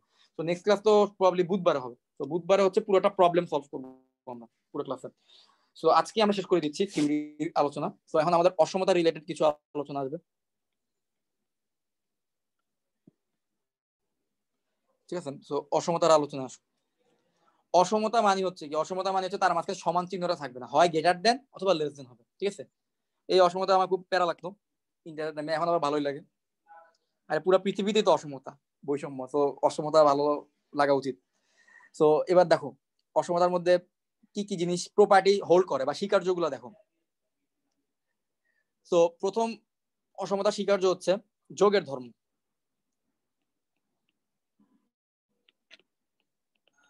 সো যোগের ধর্মটা কেমন, এটা বলতেছে যে ধরো এ আর এ হচ্ছে বি থেকে ছোট, ঠিক আছে? আমি যদি একই জিনিস এ এর সাথেও যোগ করি, একই জিনিস যদি আমি বি এর সাথেও যোগ করি, তখনও এ প্লাস সি কি হবে, বি প্লাস সি থেকে ছোট হবে। তোমরা আসলে বুঝতেই পারো জিনিসটা। একটা এক্সাম্পল দিই, ধরো 2 হচ্ছে 3 থেকে ছোট। আচ্ছা বলো তো, আমি যদি উভয় পাশে আরো 2 যোগ করি তাহলে কি আসবে? 2 + 2 মানে হচ্ছে 4, 3 + 2 মানে হচ্ছে 5। এখন বলো 4 5 থেকে ছোট কিনা? 4 তো 5 থেকে ছোট, তাই না? তার মানে এ যদি বি থেকে ছোট হয়, তাহলে এ এর সাথে যদি তুমি সি যোগ করো, আবার বি এর সাথেও যদি তুমি সি যোগ করো, তাহলে এ প্লাস সিও কি হবে, বি প্লাস সি থেকে ছোট হবে। এটাই বলা হয়েছে অসমতার যোগের ধর্ম, ঠিক আছে? আমরা টোটাল অসমতার কনসেপ্টটুকু ক্লিয়ার করতেছি। আর বিয়োগের ধর্ম সেম। তো বিয়োগের ধর্ম তো তোমরা বুঝতেই পারতেছো, এ যদি বি থেকে ছোট হয় তাহলে এ মাইনাস সি কি হবে, বি মাইনাস সি থেকে ছোট হবে। তোমরা যদি দেখো 2 হচ্ছে ধরো 3 থেকে ছোট, ঠিক আছে? আর আমি যদি 2 থেকে 1 বিয়োগ করি তাহলে কি আসবে, 1। আবার 3 থেকে 1 বিয়োগ করি তাহলে কি আসবে, 2। তাহলে 1 ও তো 2 থেকে ছোট হবে। তাহলে 2 যদি 3 থেকে ছোট হয় তাহলে 1 ও 2 থেকে ছোট হবে, ঠিক আছে? তো এটা ছিল বিয়োগের ধর্ম। আচ্ছা এবার আসলে গুণের ধর্মের মধ্যে গিয়ে একটু ঝামেলা আছে, ঠিক আছে? গুণের ধর্মতে গিয়ে দুইটা কেস হতে পারে। সো গুণের ধর্মের ব্যাপার আছে, ধরো এ বি সি তিনটা হচ্ছে রিয়েল নাম্বার থেকে নিলাম। এখন এ যদি বি থেকে ছোট হয়, ঠিক আছে, তাহলে দুইটা ঘটনা ঘটতে পারে এখানে। এসি বিসি থেকে ছোট হতে পারে, আবার এসি বিসি থেকে বড় হতে পারে, ঠিক আছে? দেখো এ হচ্ছে বি থেকে ছোট, কিন্তু যখন আমি তার সাথে সি কে গুণ, উভয় পাশে আমি সি কে গুণ করতেছি, তখন আমি বলতেছি তখন এ এর সাথে সি গুণ করার পরে এসি বিসি থেকে ছোট হতে পারে, আবার বিসি থেকে কি বড় হয়ে যেতে পারে। ডিপেন্ড করে কিসের উপর, সি এর উপর, তুমি কোন সি কে কাউন্ট করতেছো। সো এবার আমরা চলো জিনিসটা একটু এক্সাম্পলের সাথে বোঝার চেষ্টা করি। ধরো 2 হচ্ছে 3 থেকে ছোট। আচ্ছা উভয় পাশে যদি আমি 1 গুণ করি, ঠিক আছে, তাহলে কি হবে? অথবা উভয় পাশে ধরো 2 গুণ করলাম, তাহলে কি আসবে, 2 × 2 আর 3 × 2। তাহলে 4 6 থেকে ছোট না? 4ও কিন্তু 6 থেকে ছোট। এইবার অঙ্কন বলবা, 2 হচ্ছে 3 থেকে ছোট। আমি যদি উভয় পাশে -2 গুণ করি, -2 যদি উভয় পাশে গুণ করি তাহলে কি আসবে, 2 × -2 আর এখানে 3 × -2। আচ্ছা এখন বলো 2 × -2 করলে কত আসবে, -4। আর এখানে 3 × -2 করলে কত আসবে, -6। এখন -4 বড় না -6 বড়? -4 বড়। অঙ্কন বুঝতে পারছো? জি ভাইয়া। সো -4 কিন্তু বড়। দেখো 2 ছিল 3 থেকে ছোট, কিন্তু যখন আমি -2 দিয়ে গুণ করতেছি তখন -4 -2 দিয়ে গুণ করার কারণে কি হয়ে গেল, এই যে লেস দেন চিহ্নটা কি হয়ে গেল, গ্রেটার দেন হয়ে গেল না? তাহলে যদি তুমি কোনো অসমতাকে বা ইনইকুয়ালিটিকে নেগেটিভ কোনো সংখ্যা দিয়ে গুণ করো তাহলে সেই ইনইকুয়ালিটি কি হয়ে যাবে, চেঞ্জ হয়ে যাবে, লেস দেনটা গ্রেটার দেন হয়ে যাবে। তোমরা সংখ্যা রেখা থেকে তোমরা বুঝতে পারবা। এটা যদি 0 হয় এটা 1 2 এভাবে করে থাকবে, আর এখানে কি, ধরো এখানে -4 এখানে হচ্ছে -6। তুমি দেখো সংখ্যা রেখা যারা ডান দিকে থাকে তারা হচ্ছে বড় সংখ্যা, যারা বাম দিকে থাকে তারা হচ্ছে ছোট সংখ্যা। 6 বামে আছে না 4, -4 বামে আছে, -6 কিন্তু বামে আছে, -4 কিন্তু ডানে আছে, তাহলে -4 হচ্ছে -6 থেকে বড়। তাহলে অসমতার এই কনসেপ্টটা বুঝতে পারছো? গুণের ক্ষেত্রে কি হতে পারে, গুণের ক্ষেত্রে যদি তুমি নেগেটিভ সংখ্যা দিয়ে গুণ দাও তাহলে কি হয়ে যাবে, মাঝখানে চিহ্নটা চেঞ্জ হয়ে যাবে। সো ভাগের ক্ষেত্রেও সেম একই অবস্থা, ঠিক আছে? নেগেটিভ সংখ্যা দিয়ে যদি ভাগ দাও তাহলে কি হয়ে যাবে, ভাগের ক্ষেত্রে ধরো এ হচ্ছে বি থেকে ছোট, তুমি যদি এ কে সি দিয়ে ভাগ দাও তাহলে সেটাও বি থেকে ছোট হবে, অথবা এ কে সি দিয়ে ভাগ দাও সেটা বি বাই সি থেকে বড় হতে পারে। ডিপেন্ড করবে সি নেগেটিভ না পজিটিভ। সি যদি তুমি পজিটিভ সংখ্যা দিয়ে ভাগ দাও তাহলে তখনও ইনইকুয়ালিটি আগের মতোই থাকবে, লেস দেনই থাকবে। যদি তুমি নেগেটিভ সংখ্যা দিয়ে ভাগ দাও তাহলে লেস দেন কি হয়ে যাবে, গ্রেটার দেন হয়ে যাবে। আচ্ছা, অসমতা চেঞ্জ হয় আরেকটা কারণ তোমরা কি বলতে পারবে? আরেকটা ঘটনা আছে যে ঘটনায় অসমতা চেঞ্জ হয়ে যায়, কারো আইডিয়া আছে? ধরো এ হচ্ছে বি থেকে ছোট, আমি যদি এ কে উল্টায় দেই তাহলে কি আসবে 1/a, এখানে আসবে বি কে উল্টে দিলে কি আসবে, উভয় পাশে যদি আমি বিপরীতকরণ করি, উভয় পাশে বিপরীতকরণ করলে কি আসবে 1/a আর 1/b। এখন বলো তো 1/a কি 1/b থেকে ছোট হবে না বড় হবে? এটা মিম বলো তো। ভাই 1/a বড় হবে। 1/a কিন্তু বড় হবে। যদি আমরা বিপরীতকরণ করি তাহলে কিন্তু আমাদের অসমতা কি হয়ে যাবে, অসমতা কিন্তু চেঞ্জ হয়ে যাবে, ঠিক আছে? তো এই কনসেপ্ট আর কি দরকার। তো আমার মনে হয় আমরা মোটামুটি অসমতা রিলেটেড সবগুলো কনসেপ্টকে ক্লিয়ার করছি, ঠিক আছে? তার মানে তোমাদের আসলে যেটা মনে রাখা দরকার, যে কোনো সংখ্যাকে তুমি একটা অসমতা যে কোনো সাইডে যোগ বিয়োগ করতে পারো, অসমতা চেঞ্জ হবে না। কিন্তু যদি গুণ করো তখন কি হবে, নেগেটিভ সংখ্যা গুণ করলে অসমতা চেঞ্জ হয়ে যাবে, এবং যদি বিপরীতকরণ করো তাহলে কি হবে, অসমতা চেঞ্জ হয়ে যাবে। সো এবার আসো পরম মান বা মডুলাস। আমি লিখছি পরম মান। সেটাকে ইংরেজিতে বলে অ্যাবসোলিউট ভ্যালু।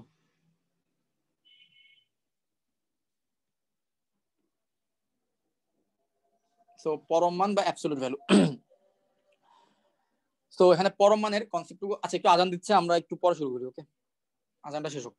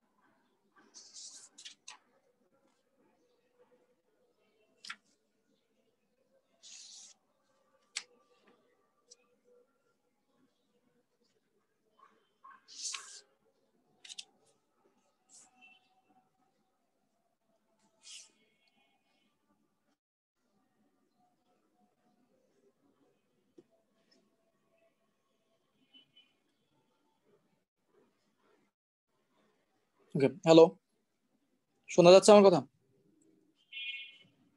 হ্যাঁ ভাইয়া। ওকে, এবার আসো পরম মান রিলেটেড কিছু কথা বলি। সো পরম মান কি? পরম মান হচ্ছে যে অলওয়েজ তোমাকে আউটপুটে কি দিবে, আউটপুটে অলওয়েজ কি দিবে, পজিটিভ ভ্যালু দিবে, ঠিক আছে? সো অলওয়েজ পজিটিভ ভ্যালু দিবে আউটপুটে, ঠিক আছে? এখন কথা হচ্ছে পরম মানের মধ্যে কারা থাকতে পারবে, পজিটিভও থাকতে পারবে, নেগেটিভও থাকতে পারবে, তাই তো? বাট অ্যান্সার আলটিমেটলি একই আসবে। তুমি -5ও বসাইতে পারবা, +5ও বসাইতে পারবে, অ্যান্সার আসবে +5। বাট এই যে পোশাকটা আছে, পরম মানের যে পোশাক আছে, এই পোশাকটাকে যদি আমি খুলি, এই পোশাকের ভিতরে আসলে কি থাকতে পারবে? এই এক্স এর পরম মান, এটাকে যদি পরম মান উঠাইয়া দেই তখন কিন্তু +-x হয়ে যাবে। এই জিনিসটা কি বোঝার ব্যাপার, যে এই পোশাকটা যদি আমি উঠাইয়া দিই, উভয় পাশ থেকে যদি পরম মান উঠাইয়া দেই তখন কি আসবে, +-x আসবে। আবার +-x এর উভয় পাশে যদি আমি পরম মান নেই তাহলে অ্যান্সার আসবে শুধু x, ঠিক আছে? অ্যান্সার আসবে কি, শুধু x। সো এই ব্যাপারটা আবার একটু বলি। সো ধরো এটা হচ্ছে এমন একটা পোশাক, যেই পোশাক ছেলেরাও পড়তে পারে, মেয়েরাও পড়তে পারে, বাট জানা যায় না যে এটার ভিতরে কি ছেলে আছে না মেয়ে আছে, ঠিক আছে? তো যদি এই পোশাকটা খোলা হয়, খুললে তাহলে দুইটা পসিবিলিটিস আছে না, যে এখান থেকে হয়তো একটা ছেলে আসবে অথবা একটা মেয়ে আসবে, তাই তো? ধরো ছেলে হচ্ছে +x, মেয়ে হচ্ছে -x। তো এই দুইটা পসিবিলিটিস আছে না? তাহলে মডুলাস এক্স যদি কোথাও দেখো, তাহলে তার পরিবর্তে তুমি যদি মডুলাস উঠায় দাও উভয় পাশ থেকে, মডুলাস উঠায় দিলে তোমার অ্যান্সারে কি আসবে, +-x আসবে, যদি মডুলাস উঠায় দাও। আর মডুলাস যদি অ্যাপ্লাই করো, যেমন ধরো তো আমি যদি বলি 5-এর মডুলাস, এখন আমি পরের লাইনে কি করতেছি, মডুলাসটা উঠিয়ে দিব, মডুলাস উঠিয়ে দিলে অ্যান্সার আসবে +-5। আর আমি যদি -5 তার মডুলাসের অ্যান্সার বলতে চাই, মডুলাসের অ্যান্সার হচ্ছে 5, ঠিক আছে? আর আমি যদি উভয় পাশ থেকে মডুলাস উঠিয়ে দেই তাহলে কি আসবে? ধরো আমি একটা সমীকরণ নিলাম, modulus of x is equal two ধরো 5, ঠিক আছে? তার মানে কি modulus of x is equal two 5 মানে কি? মানে এক্স হচ্ছে এমন একটা ভ্যালু যাকে এখানে বসানোর পরে অ্যান্সার কি আসবে? অ্যান্সার আসবে 5। এখন তোমার কাছে আমার কোশ্চেন হচ্ছে কাকে এটার ভিতরে বসাইলে অ্যান্সার 5 আসে? এক্স এর মান কত হইলে অ্যান্সার 5 আসবে? +-5। ভেরি গুড, আমি এই অ্যান্সারটাই চাচ্ছিলাম যে এর ভিতরে কিন্তু -5ও তুমি বসাইতে পারতা, +5ও তুমি বসাইতে পারতা। তাই তুমি যদি মডুলাস উঠায় দাও তাহলে তুমি এই দুইজন ব্যক্তিকে ফেরত পাবা না, এই দুইটা সংখ্যাকে ফেরত পাবা না। কারণ দেখো মডুলাস অফ এক্স এর মান 5 মানে কি? X is equal two +-5। X square is equal two 25 মানে কি? X is equal two +-5। কারণ এক্স এর ভিতরে এক্স স্কোয়ার মানে 25 মানে কি? -5 স্কোয়ার মানেও 25, 5 স্কোয়ার মানেও 25। এই জন্য x square is equal two 25 থেকে পরের লাইনে আমরা কি লিখি? X is equal two +-5। Same একই ভাবে modulus x is equal two যদি 5 থাকে তাহলে তুমি বুঝে নিবা এক্স ইজ ইকুয়াল টু কি হবে? +-5। আমি ওইটাই লিখছি। So modulus x is equal two কি হবে? এটা ইজ ইকুয়াল টু +x হবে যখন x এর ভ্যালু কি হবে? 0 থেকে বড় হবে, আর এটা ইজ ইকুয়াল টু -x হবে যখন x এর ভ্যালু কি হবে? 0 থেকে ছোট হবে। সো এই ছিল আমাদের মডুলাস রিলেটেড কনসেপ্ট। তো এই কনসেপ্টকে ব্যবহার করে কিভাবে ম্যাথগুলো করতে হয় সেটা আমরা দেখব। সো এই পর্যন্ত বুঝতে পারছো? কারো কোনো কোশ্চেন?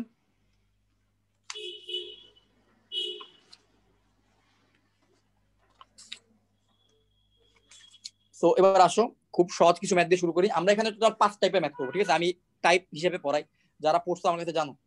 সো টাইপ হিসেবে পড়াই, আমি এখানেও কিছু টাইপ করব। টাইপ করলে আমার কাছে মনে স্টুডেন্ট যদি বুঝতে সুবিধা হয় যে টোটাল এই চ্যাপ্টারের মধ্যে কি কি জিনিস আছে আর কি কিভাবে কোশ্চেন আমার কাছে আসতে পারে, ঠিক আছে?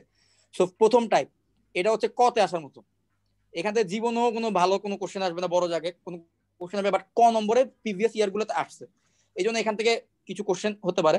সো আমি তোমাদেরকে কয়েকটা কোশ্চেন দেই, তোমরা নিজেরাই পারবা।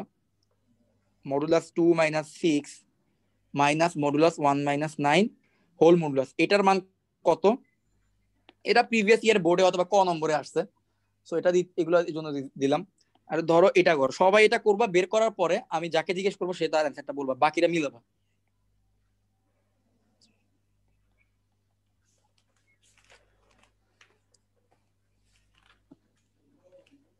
সো এটার অ্যান্সার কত? সো এই দুইটা জিনিস, এটা তো টাইপ 1, একদম ইজি টাইপ, এটার মধ্যে আসলে বলার মতো কিছু নাই, খুবই সহজ। মডুলাস রিলেটেড কথা আমাদের শেষ হয় নাই, ঠিক আছে? আমি মডুলাস রিলেটেড বাকি কথাগুলা যখন প্যাথ করতে যাব তখন আমি দেখাবো যে কিভাবে এর ফর্মুলাগুলো আসবে। সো এই দুইটা হয়ে গেলে হ্যান্ড রেজ করার একটা অপশন আছে, দেখো জুমের মধ্যে। সো হ্যান্ড রেজ করবা যেন আমি বুঝতে পারি যে তোমাদের কার কার অ্যান্সার হয়েছে। হ্যান্ড রেজ করার অপশন কেউ না জানলে বলো, আমি বলতেছি যে মোর নামে একটা অপশন আছে, দেখো ওই মোরে গেলে রেজ হ্যান্ড বলতে একটা অপশন আছে, এখানে হ্যান্ড রেজ করার সুযোগ আছে।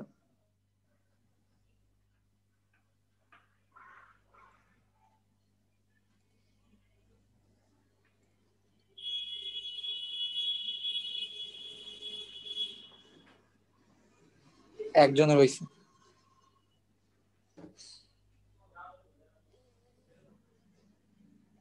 দুইজন,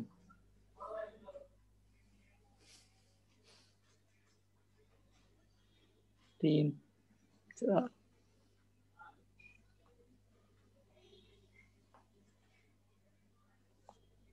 আসিয়া আর খাদিজা। তোমাদের কি হয় নাই? ভাইয়া হইছে, কিন্তু ওই অপশনটা পাইতেছি না। তোমার মধ্যে তো জুমটা আপডেট দাও নাই। দেখো যে মোর নামে একটা অপশন আছে আর কি সাইডে, পার্টিসিপেন্টস এর পাশে হচ্ছে মোরে গেলে হ্যান্ড রেজ হ্যান্ড বলতে একটা অপশন আছে। আচ্ছা যাই হোক, এটা আসলে ইম্পর্টেন্ট কিছু না, বাট জেনে রাখা ভালো আর কি। এবার আসো, ওকে মুখে বললো চলবে। সো কাকে দিয়ে করবো? ইয়া বলো দেখি, প্রান্ত বলো দেখি, তোমাদের ফার্স্ট এর অ্যান্সার কত আসছে তোমার? বাকিরা মিলো। 4। এই ওটা ঠিক আছে? সবাই কি বলে? ঠিক আছে ভাই। জি ভাইয়া ঠিক জি আছে। ভাইয়া ঠিক আছে। আচ্ছা এবার পরেরটা অ্যান্সার বলো তো। ইয়া বলো, আদিব বলতো দেখি পরেরটা অ্যান্সার কত আসছে। 7। ঠিক আছে? হ্যাঁ ভাই আমারও 7। জি ভাইয়া 7 ঠিক আছে। জি ভাইয়া Okay. 7 সো আসছে। ওকে, সো টাইপ 1, সো তোমরা আসলে বুঝতে পারছো তো টাইপ 1 এর কোনো অঙ্ক করা মানে কি টাইম ওয়েস্ট। তো এইখানে তোমরা নিজেরা কমন সেন্স খাটায় করতে পারো, বাট এটার থেকেও আসলে ক নম্বর কোশ্চেনে বিভিন্ন জায়গায় আসছে, এই জন্য আমি করাই না, এত ইজি আর কি। তো আমরা তো চলো টাইপ 2 তে যাই। টাইপ 2টা থেকে আর কি বেসিক্যালি আমাদের বাস্তব সংখ্যার আলোচনাটা বলতে পারো শুরু হবে। তো টাইপ 2 তে যাওয়ার আগে আমি একটা জিনিস একটু ক্লিয়ার করবো। So modulus of x is less than a থাকলে সেটার একটা ফর্মুলা আছে, ফর্মুলাটা হচ্ছে মাইনাস এ থেকে এক্স হবে কি, তারপরে লাইন লিখতে পারবো মাইনাস এ থেকে এ এর মধ্যে। কিভাবে এই ফর্মুলাটা আসে সেটা একটু দেখাই। সো আচ্ছা বলো তো, যদি modulus of a is equal to modulus of x is equal to a minus a থাকে, তো আমরা যদি মডুলাস উঠে দিই তাহলে এক্স এর জায়গায় কি আসবে, প্লাস মাইনাস এক্স এক্স আসবে না? তাহলে আমার কি আসবে, একবার প্লাস এক্স আসবে, একবার হবে প্লাস এক্স লেস দেন এ, একবার হবে minus x less than a, তাই তো? আচ্ছা বলো তো, মাইনাস এক্স লেস দেন এ আমি যদি উভয় পাশে গুণ দিয়ে দিই -1 দিয়ে, তাহলে কি আসবে, এক্স গ্রেটার দেন মাইনাস এ হবে না? বলো তো এক্স গ্রেটার দেন মাইনাস এ হবে কিনা? জি ভাইয়া। আচ্ছা, সো এখন তুমি একটা জিনিস দেখো, modulus of x is less than A, so ওইটা মানে হচ্ছে প্লাস মাইনাস, ওইটা মানে কি আমি জিনিসটা আবার একটু দেখাই পুরো শুরু থেকে। এটা হচ্ছে কনসেপ্ট যে কিভাবে ওই ফর্মুলাটা আসলো। So modulus of x less than a মানে হচ্ছে প্লাস মাইনাস এক্স, মডুলাস উঠিয়ে দিলাম, তার মানে হলো plus minus x is less than a. তো plus minus x is less than a কে আমরা চাইলে দুই ভাবে লিখতে পারি, plus x is less than a অথবা minus x is less than a. তো plus x is less than a তো থাকলো তার মতোই, আর minus x is less than a কে আমরা চাইলে লিখতে পারি x is greater than minus a, কারণ উভয় পাশে আমি -1 দিয়ে গুণ করছি। সো মাইনাস এক্স হয়ে যাবে প্লাস এক্স, মাইনাস দিয়ে গুণ করার কারণে মাঝখানে ইনইকুয়ালিটি চেঞ্জ হয়ে যাবে, লেস দেনটা গ্রেটার দেন হয়ে যাবে মাইনাস এ। তাহলে এখন বলো তো এই দুইটা ইনইকুয়ালিটিকে একসাথে কি লেখা যায়? এক্স হচ্ছে মাইনাস এ থেকে বড়, আবার এক্স হচ্ছে এ থেকে ছোট, এটাকে চাইলে এইভাবে লেখা যায় না, x is greater than minus a, x is less than a. এই দুইটা উত্তর থেকে আমার দুইটাই অ্যান্সার আসছে, ঠিক আছে? এই দুইটা উত্তরকে একসাথে কি এইভাবে লেখা যায় কিনা বলো তো, আর তোমরা বুঝছো কিনা বলো এই প্রমাণটা? জি ভাইয়া। জি ভাইয়া। ওকে, সো এই হচ্ছে কি আমাদের মডুলাস অফ এক্স। এখানে কি মনে রাখবে, এটা লেস দেনের জন্য সত্য, ঠিক আছে? গ্রেটার দেনের জন্য কিন্তু আমাদের একবার প্লাসের জন্য একবার মাইনাসের জন্য হিসাব করতে হবে আলাদা আলাদা ভাবে, ঠিক আছে? So modulus of x is less দেন যদি এ থাকে, তাহলে তার পরিবর্তে আমরা এখন থেকে কি লিখবো, আমরা ডিরেক্ট, আমরা তো প্রমাণ তো মানে যাবো না, ডিরেক্ট এই জিনিসটা লিখে ফেলবো, ঠিক আছে? মাইনাস এ থেকে যদি মডুলাস অফ এক্স এর মান এ থেকে ছোট হয়, তাহলে এক্স এর মান কোন রেঞ্জের মধ্যে থাকবে, মাইনাস এ থেকে প্লাস এ এর মধ্যে হবে আমার এক্স। আচ্ছা, এখন যদি কোনো জায়গায় দেখো মাইনাস এ থেকে প্লাস এ দেওয়া আছে, তার পরিবর্তে তুমি কি লিখতে পারবা, modulus of x is less than a, তাই তো?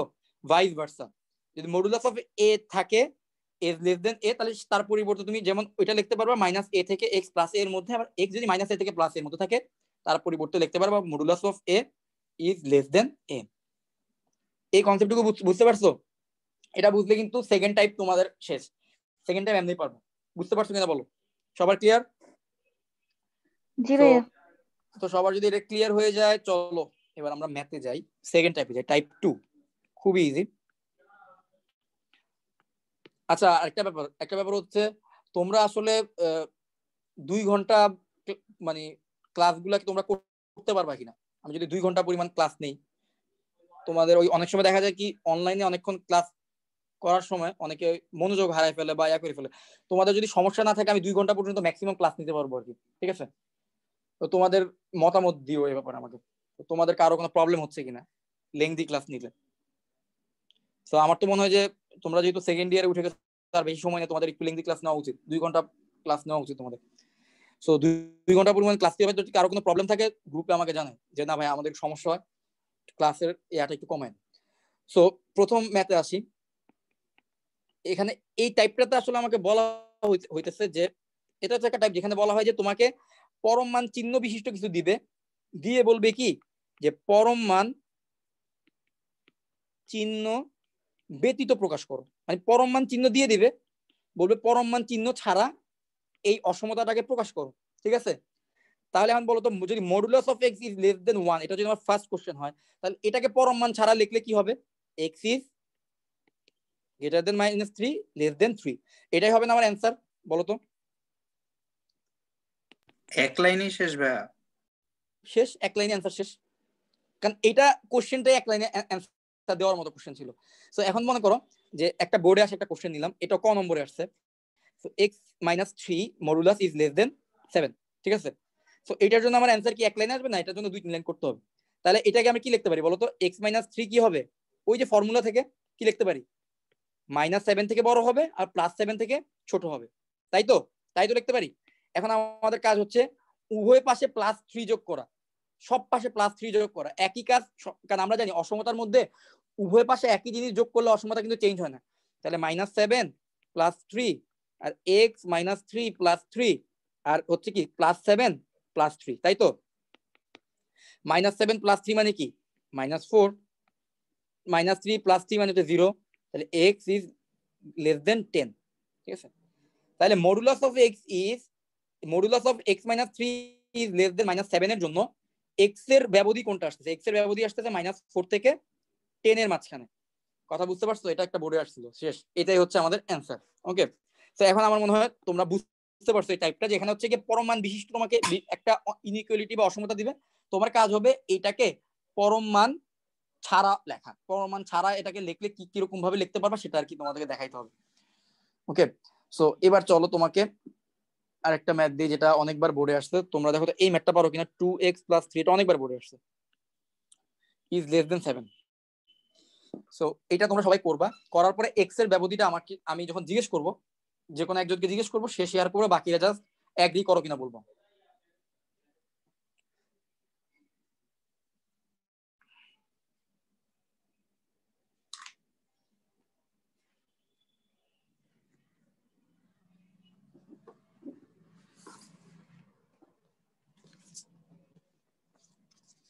সবার শেষ হইলে হাত তুইলো, ঠিক আছে, হ্যান্ড রেজ করো যার যার শেষ হবে ইমেজটা।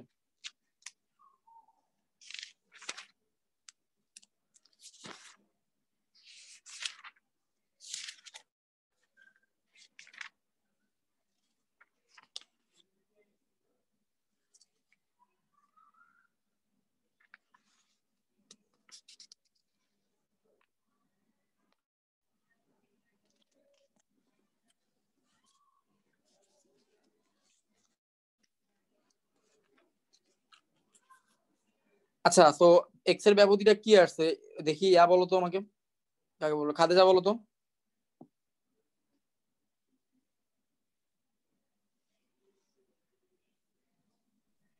-5 থেকে বড় আর 2 এর থেকে ছোট x এর মান।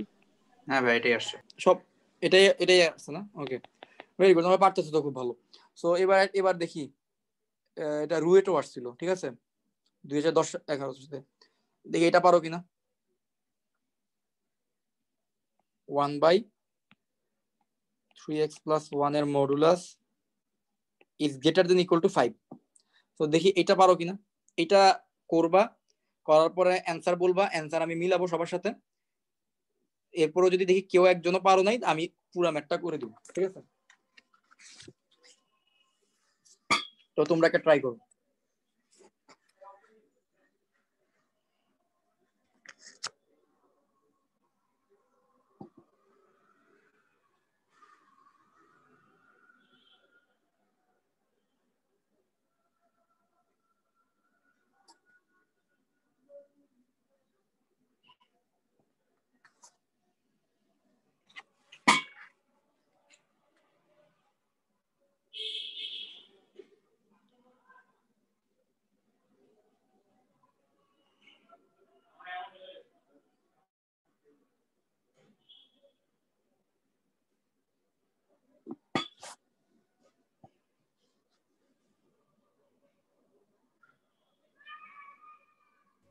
ভাইয়া শেষ।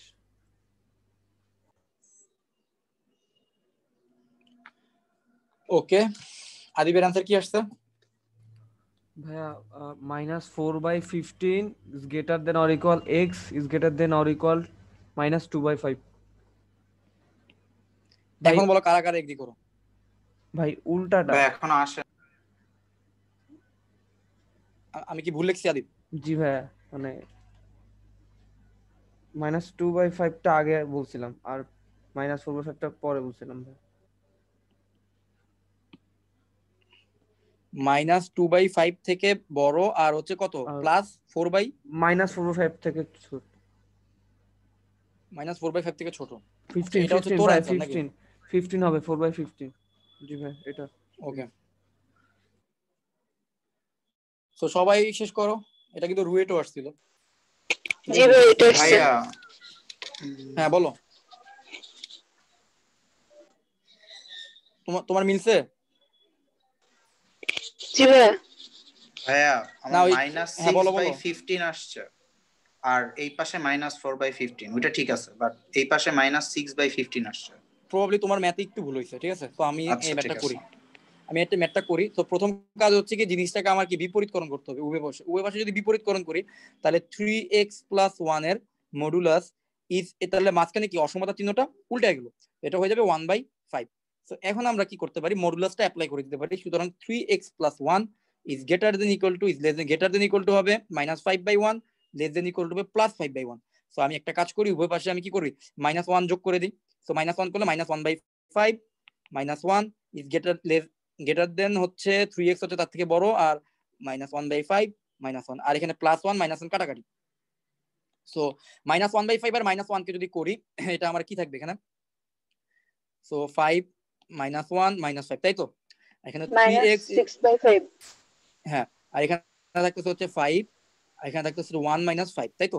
সো এখন যদি দেখো, যদি আমি 3 দিয়ে ভাগ করে দিই সবাইকে, তাহলে আচ্ছা এখানে থাকতেছে -6/5 3x, আর এখানে থাকতে 1 থেকে 5 বিয়োগ করলে কত, -4/5। তো আমি 3 দিয়ে যদি ভাগ করে দিই সবাইকে, তাহলে কি থাকতেছে -2/5, যার থেকে x বড়। আবার যদি 3 দিয়ে এখানে ভাগ করে দিই -4/15, তার মানে যাদের এই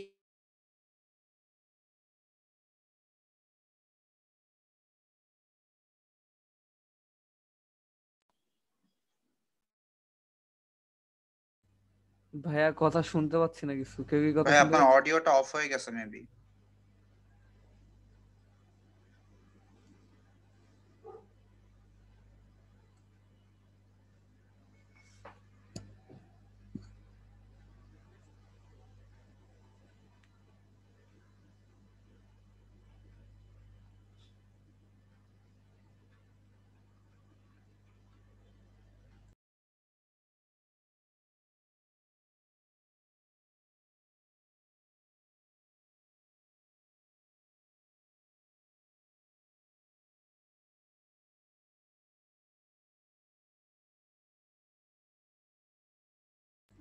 নেটে ভেবে কিছু ঝামেলা হয়েছে।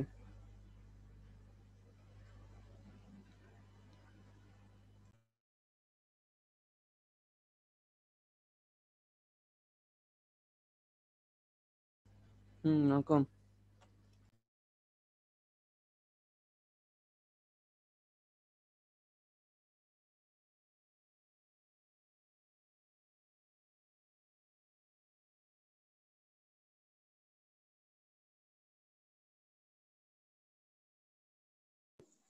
আদিব ভাইয়ের একটা ফোন দিবি? ওয়েট একটু দেখতেছি, এরকম মাঝে মাঝে হয়। ও ঠিক।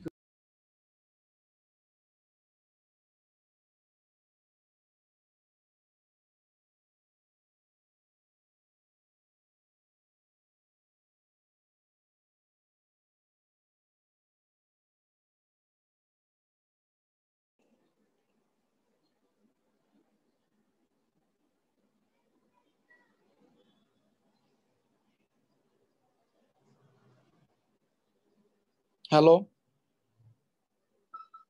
জি ভাই, এবার জি শোনা ভাই যাচ্ছে। এবার আচ্ছা প্রবলেমটা ছিল নেটের প্রবলেম ছিল, ঠিক আছে? তো নেট প্রবলেমের কারণে আমি ডিসকানেক্টেড হয়ে গেছিলাম। তো স্ক্রিনও মনে হয় শেয়ার স্ক্রিন কি চলে গেছে? স্ক্রিন আছে ভাই, এখন চলে গেছে। এখন চলে গেছে। হ্যাঁ, ওই যে স্ক্রিনটা শেয়ার হয়ে গেছে। আচ্ছা আমি মনে হয় হোস্টটা নাই, এখন হোস্ট কে? ভাই তুমি তো হোস্ট। ও ভাই, আমার আরেকটা হোস্ট হয়ে গেছে, দাঁড়াও।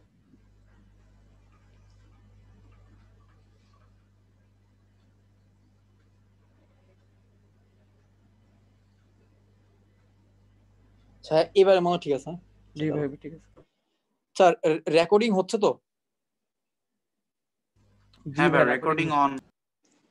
আচ্ছা ঠিক আছে। তো এই ধরনের কিছু প্রবলেম কিন্তু থাকতে পারে, যে অনলাইন ক্লাসে এই ধরনের কিছু জিনিস একটু মেনে নিতে হবে।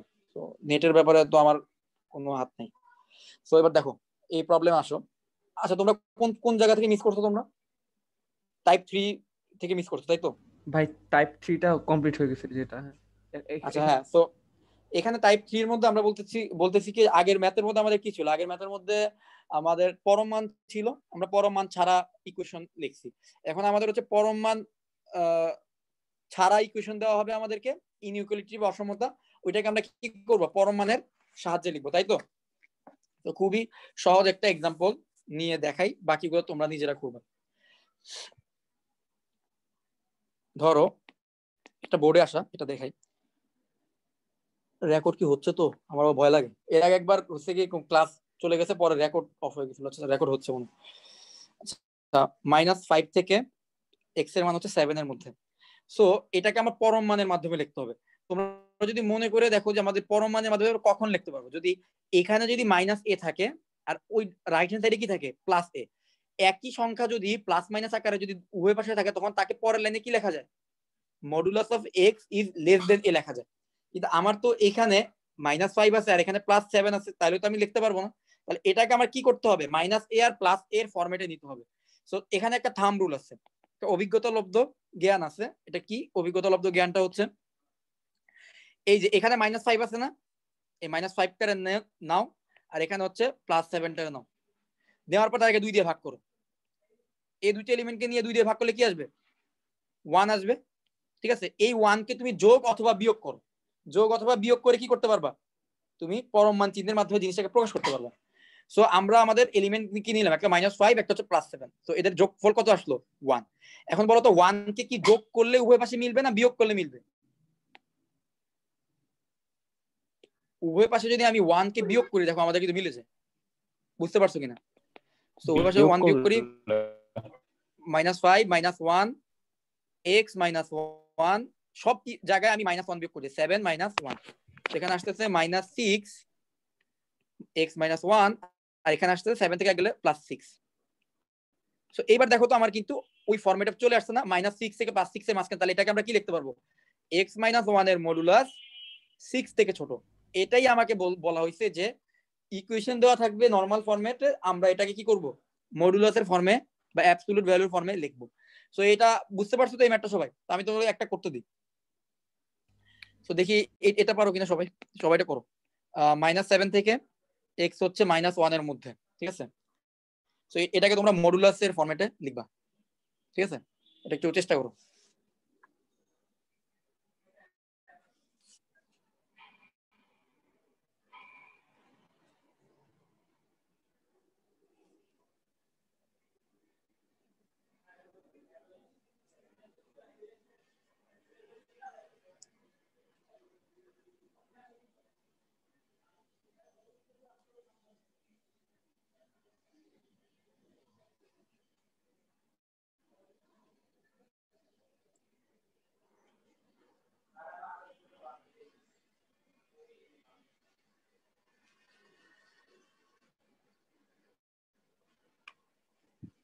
ভাই শেষ হয়েছে কিনা বলো, মডুলাস অফ x কত আসছে?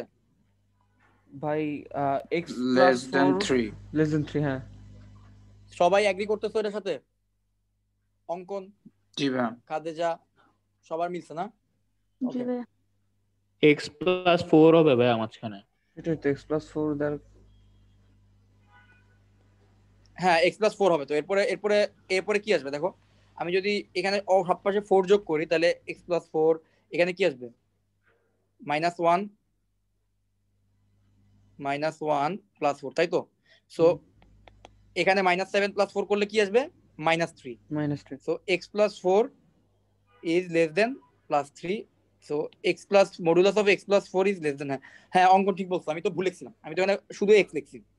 আচ্ছা গেল এটা। সো এখন তোমাদেরকে আরেকটা ম্যাথ করতে দিই, এটাও রুয়েটে আসছিল কোন একটা বছর, খুবই সহজ, একই সিস্টেম আর কি, একই টেকনিক।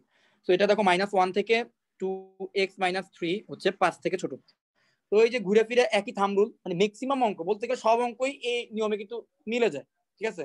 তো এটা কিন্তু তোমার মাথায় রাখবা। 5 আর -1 যোগ করো, -1 আর 5 কে যোগ করে 2 দিয়ে ভাগ করো, কত আসবে, 2। 2 কে বিয়োগ করে দাও সবার থেকে, উভয় পাশ থেকে 2 বিয়োগ করে দাও, left hand side, right hand side, middle side, সব জায়গাতে 2 বিয়োগ করে দাও। বিয়োগ করে দিলে দেখবা মডুলাস ফরম্যাটে লিখতে পারতেছো, খুবই সিম্পল।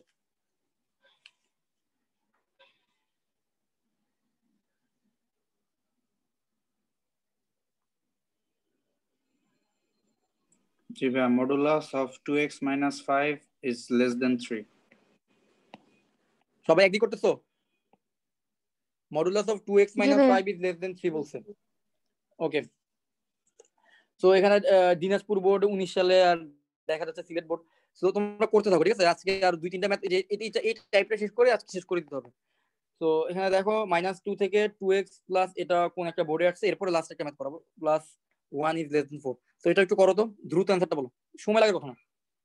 তো পরের কোশ্চেনটা আমি লিখি ততক্ষণে। fx is equal to x minus 1 হলে -2 থেকে বড় 2 minus f of x minus 8 অসমতাকে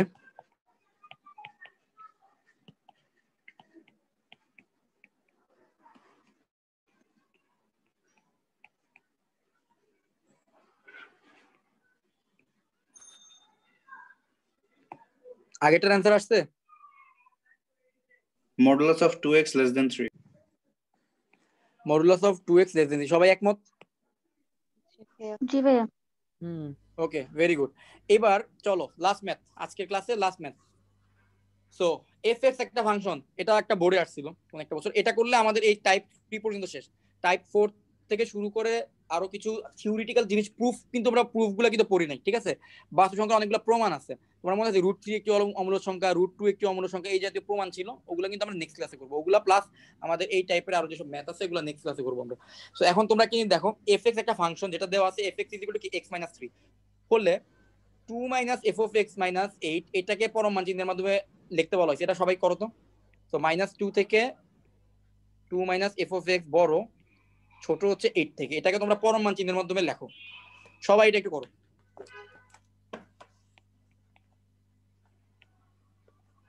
so f of x এর জায়গায় f of x এর মান বসাই দিই, x - 1 এর মান বসাই দিলাম is less than 8। So -2 - x plus 1 is 8।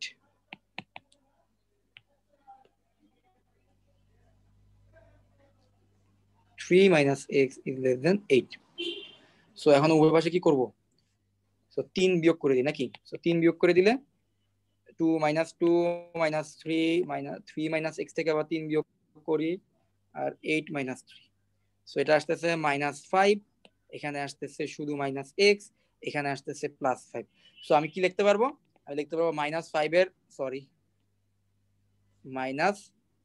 -x এর মডুলাস 5 থেকে ছোট। এটাই হচ্ছে আমার অ্যান্সার। সবার দেখো তো আমার সাথে মিলছে কিনা অ্যান্সার? জি ভাই মিলছে। সবাই একটু দেখো, স্টেপগুলো দেখো, ঠিক আছে? সো এই জায়গা পর্যন্ত ক্লিয়ার হইলে আমাকে বলো।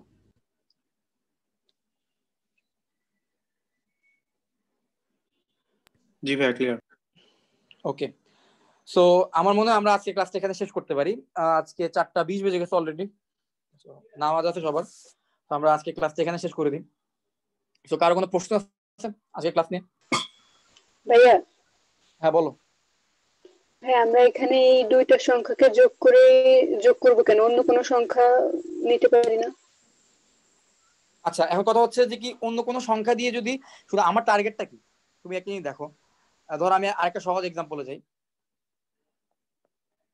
দেখো, হ্যাঁ এই যে ধরো এই এক্সাম্পলটার দিকে তাকাও। -7 থেকে -x হচ্ছে কি -7 থেকে -1 এর মাঝখানে আছে। এখন এটারে কি আমার টার্গেট হচ্ছে জিনিসটাকে মডুলাস ফরম্যাটে লেখা, এই এক্সটাকে modulus of x is less than something আকারে লেখা। এখন কোশ্চেনটা কে করছিলা, খাদেজা নাকি মিম? ভাইয়া আমি।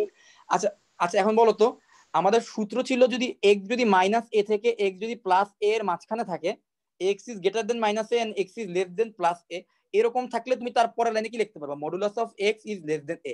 কিন্তু আমাকে এখন বলা হয়েছে মডুলাস ফরম্যাটে নিতে, কিন্তু আমার ইকুয়েশনের মধ্যে লেফট হ্যান্ড সাইডে কি দেওয়া আছে? -7, রাইট হ্যান্ড সাইডে কি দেওয়া আছে? -1। তার মানে কি -7 আর -1 কে তো আমি মাইনাস থাকলে তো পরের লাইনে আমি মডুলাস আনতে পারবো না। সো আমি মডুলাস আনার জন্য আমার তো কিছু একটা যোগ বা বিয়োগ করে জিনিসটাকে কি করতে হবে? দুই পাশে সেম জিনিস আনতে হবে না? যদি এই পাশে যদি -3 থাকে তাহলে ওই পাশে 3 আনতে হবে, এরকম কিছু করতে হবে না? তাই আমরা একটা কাজ করলাম যে আমরা দুই পাশের জিনিসটাকে গড় নেই, দুই পাশের জিনিসটাকে দুই যোগ করে 2 দিয়ে ভাগ করি, তারপর সেটাকে বিয়োগ করি বা যোগ করি, ঠিক আছে? তখন দেখা যায় কি আমাদের উভয় পাশে একই জিনিস চলে আসে। যেমন দেখো -7 আর -1 এর ইয়া কত? ভাগ করলে কত আসবে -4। আমরা উভয় পাশে +4 যোগ করছি। +4 যোগ করার কারণে আমার কি আসছে, লেফট হ্যান্ড সাইডে -3 চলে আসছে আর রাইট হ্যান্ড সাইডে +3 চলে আসছে। তাহলে এরপরের লাইনে কিন্তু আমরা x+4 কে মডুলাস দিয়ে লিখতে পারছি যে modulus of x+4 is less দেন 3। তো এবার বুঝতে পারছো কেন আসলে বিয়োগ করতে হয় বা যোগ করতে হয়? জি ভাইয়া বুঝতে পারছি। ওকে, সো আর কারো কোনো কি প্রশ্ন আছে? প্রান্ত একটা মেসেজ দিছো কি? সরি ভাই, আটা আনরিলেটেড। আচ্ছা আচ্ছা, ওকে, আচ্ছা ঠিক আছে। সো কারো কোনো প্রশ্ন না থাকলে আমরা আজকে ক্লাসটা এখানে শেষ করতেছি। ওকে, তো সবাই ভালো থেকো। আসসালামু আলাইকুম।